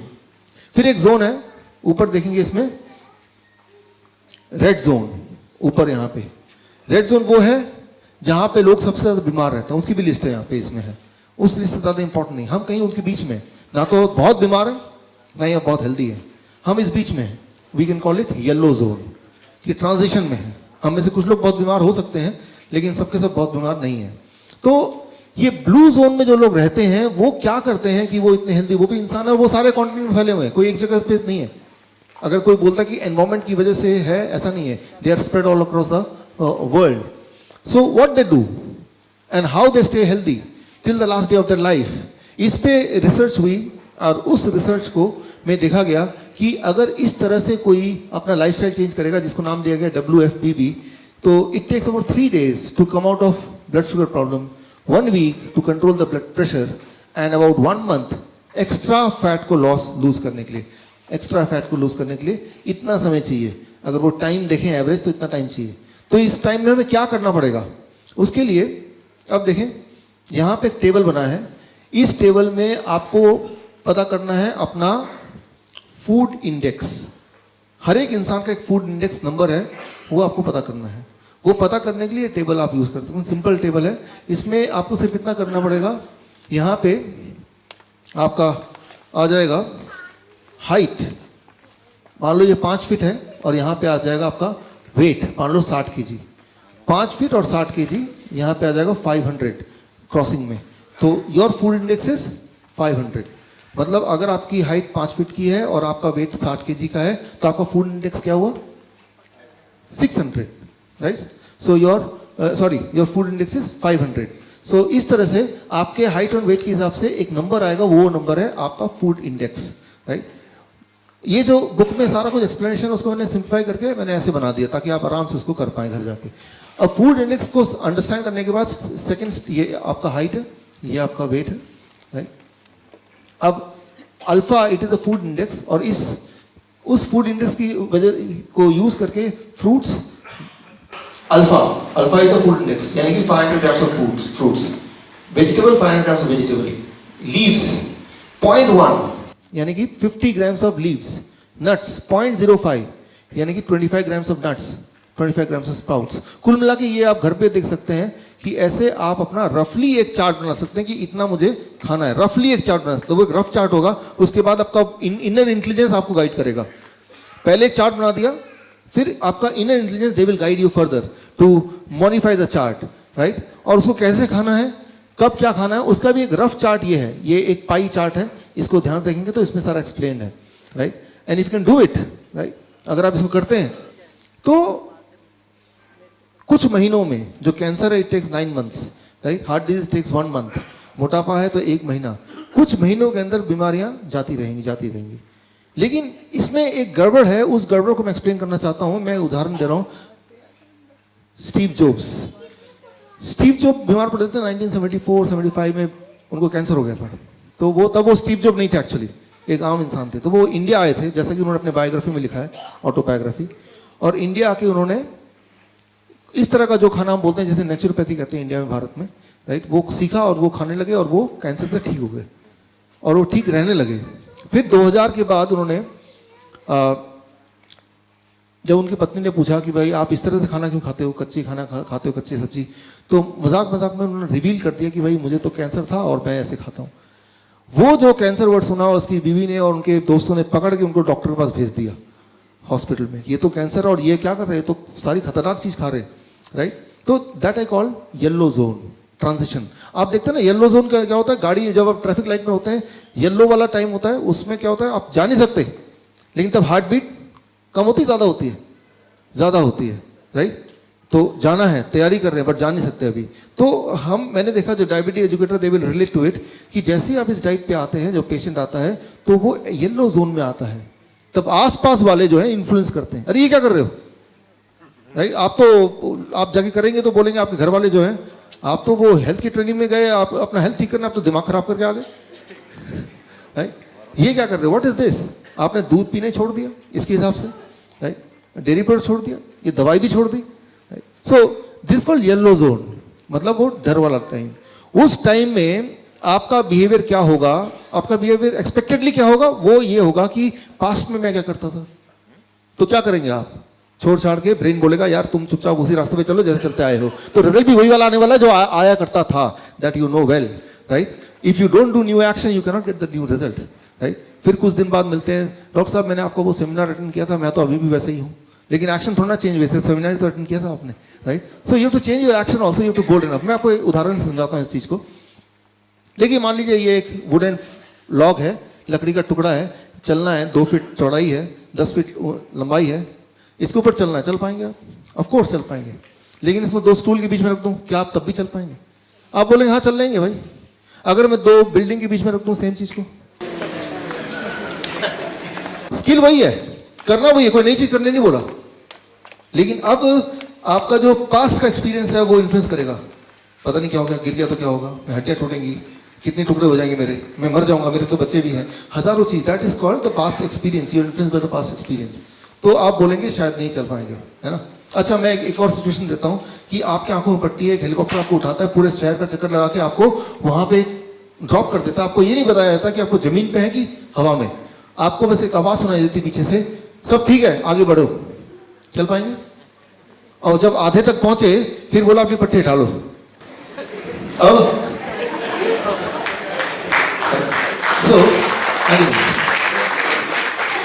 तो कोई भी चीज जब आप करते हैं, करने की कोशिश करते हैं, तो वो जो कर पा रहे हैं या नहीं कर पा रहे हैं, वो आपके स्किल पे निर्भर नहीं करता है कि बड़ी मुश्किल चीज है बड़ी आसान चीज है, वो निर्भर करता है कि what I call it yellow zone syndrome, right. वो येलो जोन सिंड्रोम, वो जो हार्ट बीट फास्ट हो गया, रेड येलो लाइट, राइट। तो जब हम को इस डाइट, जो भी डाइट अभी आपकी है उसको चेंज करके, जो भी आप मेडिसिन ले रहे हैं उसको चेंज करके जब सोचते हैं चलो ये करके देखते हैं, उस दौरान आपके आसपास के लोग हैं वो उठा के आपको धक्का देते हैं येलो जोन सिंड्रोम में, और चांसेस ये हैं कि यू सकम टू इट, और आप सोचते हैं छोड़ो यार कौन पंगे ले, जो चल रहा था चलने दो, राइट।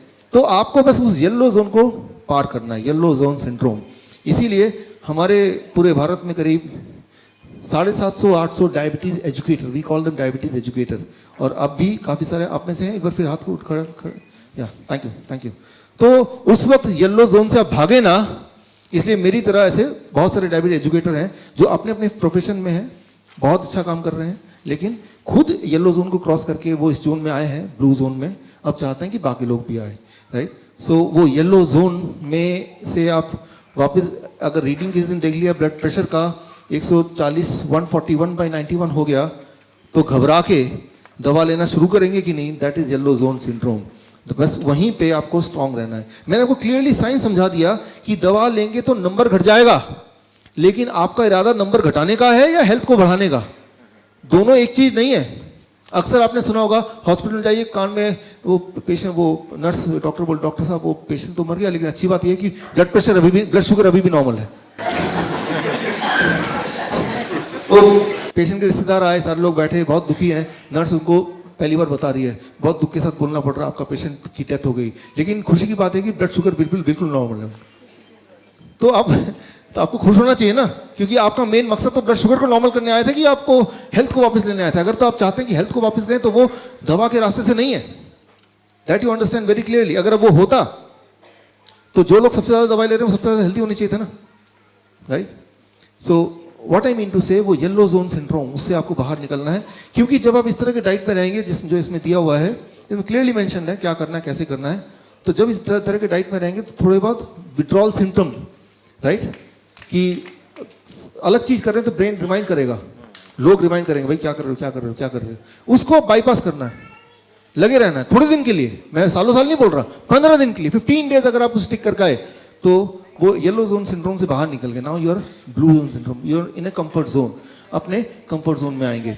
तो इसमें क्या करना होता है, इस वाले डाइट में अगर सिंप्लीफाई करें तो फ्रूट्स बहुत सारे, 500 ग्राम से 1 किलो, रॉ वेजिटेबल कच्ची सब्जी 500 ग्राम से 1 किलो, ग्रीन लीफ पत्ते, राइट, करीब 50 ग्राम से 100 ग्राम, राइट, ये सारी चीजें ज्यादा खानी होती हैं, और दूध छोड़ना होता है पूरी तरह से।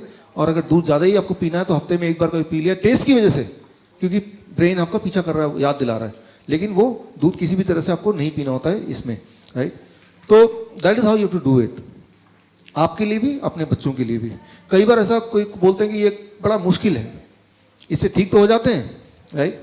ये सारा मैं दूध भी छोड़ दिया और अंडे भी छोड़ दिए, वो पकौड़े भी छोड़ दिए, फ्रूट्स एंड वेजिटेबल डाइट में ठीक तो हो गए डॉक्टर साहब, मेरी ब्लड शुगर कम हो गई, मेरी ब्लड प्रेशर भी कम हो गई, मेरा वेट भी कम हो गया, और मेरी जीने की इच्छा भी कम हो गई। तो मैं ये नहीं चाहता कि जीने की इच्छा आपकी कम हो जाए, वो ज्यादा ही रहे। तो इसके लिए आपको क्या यूज करना पड़ेगा, वही ब्रेन को ना चालाकी से आपको जीतना पड़ेगा, चालाकी से, गैस्ट्रोफिजिक्स, राइट। मैंने आपको पहले ही बताया, जो टेस्ट जो है वो किसमें है, जीभ में है क्या, देखने में है ना, सुनने में है ना, एक्सपीरियंस में है ना। तो उस जिससे ब्रेन ने हमें काबू में किया, उसी टेक्निक को ब्रेन के लिए हम यूज करते हैं। क्योंकि अगर टेस्ट अगर जीभ से है ही नहीं, वो मैंने बताया अभी, बाकी सेंसेस भी इन्वॉल्व होती हैं, तो बाकी सेंसेस को इन्वॉल्व करके हम इसको कोई भी चीज को टेस्टी बना सकते हैं। इसका मतलब जो चीज आपके लिए उपयोगी है उसी चीज में टेस्ट ढूंढ सकते हैं, इसका मतलब। तो वो कैसे करें, उसके लिए मैं आपको कुछ टिप्स देता हूँ, 3 टिप्स अभी देता हूँ, right. Tip number 1, social dining, इसे बोलते हैं गैस्ट्रोफिजिज्म, सोशल डाइनिंग। पूरा परिवार अगर एक साथ बैठ के खाएगा और एक तरह का खाना खाएगा तो ज्यादा चांसेस है कि आप इसको कर पाएंगे। तो आप में से वो लोग जो पूरा परिवार मिलके या कम से कम 2 लोग एक परिवार के मिलके तय करेंगे हमें ये करना, तो उनके सक्सेस होने के चांसेस ज्यादा हैं। कोई एक करेगा तो वो सक्सेस होने के चांसेस बहुत कम है। That is called social dining, right. ये according to gastrophysics, if you can do it in a group then you can succeed by, right, have a higher chance of success. तो पहले तो ये कीजिए कि अकेला ना करके 2-4 लोग साथ में। दूसरा, कई लोग मुझे बोलते हैं ये वेजिटेबल है, फ्रूट्स है, ये खाने का मन ही नहीं करता, राइट। मन तो वही करेगा जो सुबह उठते हैं ब्रेड और चाय पीने का मन करेगा, बिकॉज ब्रेन ने वही देखा है। मन कैसे करता है किसी चीज को, उसका एक्सपेरिमेंट कीजिए। मैं आपको एग्जांपल देता हूं कैसे एक्सपेरिमेंट करना है। अब देखिए, घर में कभी आप रखते हैं इसको, ऐसे एक्सपेरिमेंट कीजिए अपने घर में, जिनके घर में छोटे बच्चे हैं, ऐसे रख दीजिए टेबल के ऊपर। छोटा बच्चा को देखेगा एक दिन खोलेगा, खाने की कोशिश करेगा।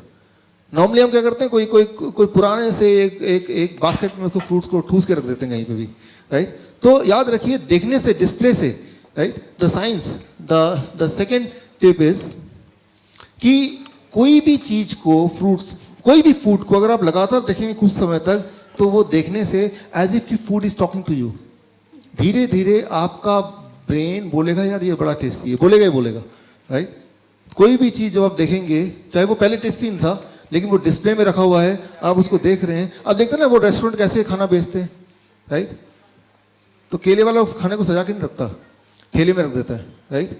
ठेले में चिप्स ऐसे ही पड़े हो, आप खाएगा कोई बच्चा, राइट। तो वो display plays an important role, because अब आपको पता है कि जब आप खाते हैं जीभ से नहीं खाते, एक्चुअली आंखों से खाते हैं पहले, राइट। तो अपने घर में एक चेंज कीजिए, वो ना केवल बच्चों के लिए, खुद के लिए भी चेंज कीजिए कि जब भी घर में कोई फल और सब्जी आए तो उसका डिस्प्ले ठीक कीजिए, right? It should be prominently displayed because that plays a very very important role whether you will choose that food or not.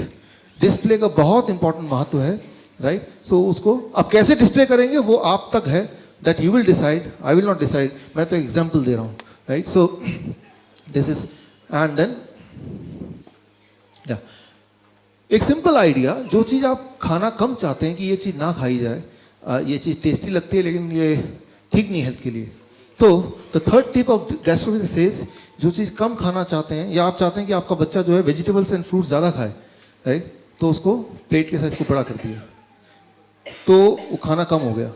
आंखें देख रही है कम खाना है, खाना उतना ही है या ज्यादा है, बट आंखें क्या देख रही, पहले डिसाइड पेट भरा कि नहीं भरा, वो आपका स्टमक नहीं बताता, कौन बताता है? पहले आपकी आंखें बताती है कि मैंने इतना खाना खाऊंगा तो मेरा पेट भरेगा, उसके बाद स्टमक, ब्रेन का बारी बाद में आती है। Your eyes decides whether your stomach is full or not. तो आंखों को धोखा देना है। बड़ा प्लेट, इतना बड़ा प्लेट, तो जितना क्वांटिटी रखेंगे वो कम ही लगेगा, राइट। तो योर चांसेस कि आप उसको पूरी तरह खा जाएं, देखिए अपने ही ब्रेन को, ब्रेन के ही नियम से हम उसको, ब्रेन पता है, ब्रेन को ये पता चल जाएगा यार ये तो वो ट्रेनिंग में गया था और वहीं सीख के आया और मुझे धोखा देने लगा, लेकिन ब्रेन फिर भी सपोर्ट करेगा उसके बावजूद भी, क्योंकि ब्रेन को पता है यार, brain is a servant actually, उसको पता है कि मेरा काम है अल्टीमेटली इनको सपोर्ट करना, तो brain will support you, right. तो जब आप अपने बच्चे को भी देंगे और चाहते हैं कि ये चीज बच्चा जरूर खाए, तो प्लेट का साइज बड़ा और चीजें फिर रख देंगे तो वो उसका पेट देर से भरेगा। और जो चीज चाहते हैं कि बच्चा खाए ना, इतना छोटा सा प्लेट वो बाहर निकल के गिर रहा है, राइट। तो बच्चे को, ब्रेन, आंखें बोलेंगी ये इतना ज्यादा है, तो थोड़ा सा खा के भी लगेगा कि अब खाने की इच्छा पूरी होती है। So these are the small things which you have to take care. ये दिस इज कॉल्ड गैस्ट्रोफिजिक्स। ये अपने आप में एक बड़ा सब्जेक्ट है।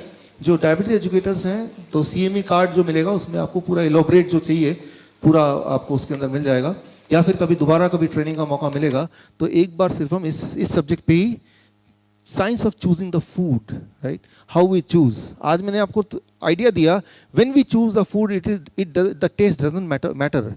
When we choose the food, many other things matters, which has nothing to do with the taste itself.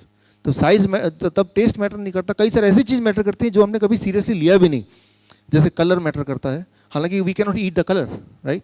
जैसे size matter करता है, जैसे उसकी आवाज़ मैटर करती है जो हमने कभी देखा नहीं, राइट, लेकिन वो मैटर करती है और वो अच्छी तरह से मैटर करती है, right. So when you decide the food, तो फूड कौन सा टेस्टी है कौन सा टेस्टी नहीं है वो फूड इटसेल्फ की रिस्पॉन्सिबिलिटी नहीं है, आपका ब्रेन वैसे ट्यून्ड है, और अगर वो ब्रेन की ही बात है तो वो तो आप चेंज कर ही सकते हैं. It is very flexible. तभी ब्रेन को बोलते हैं brain is elastic, it is not plastic. Plastic वो होता है जो बदल नहीं सकता, इलास्टिक वो होता है जो चेंज हो सकता है. So be elastic. Thank you friends, thank you, thank you, thank you. So आपने ध्यान से सुना और मुझे बोलने का मौका दिया, दोबारा भी मौका देंगे, मैं ऐसा उम्मीद करता हूँ. All the best.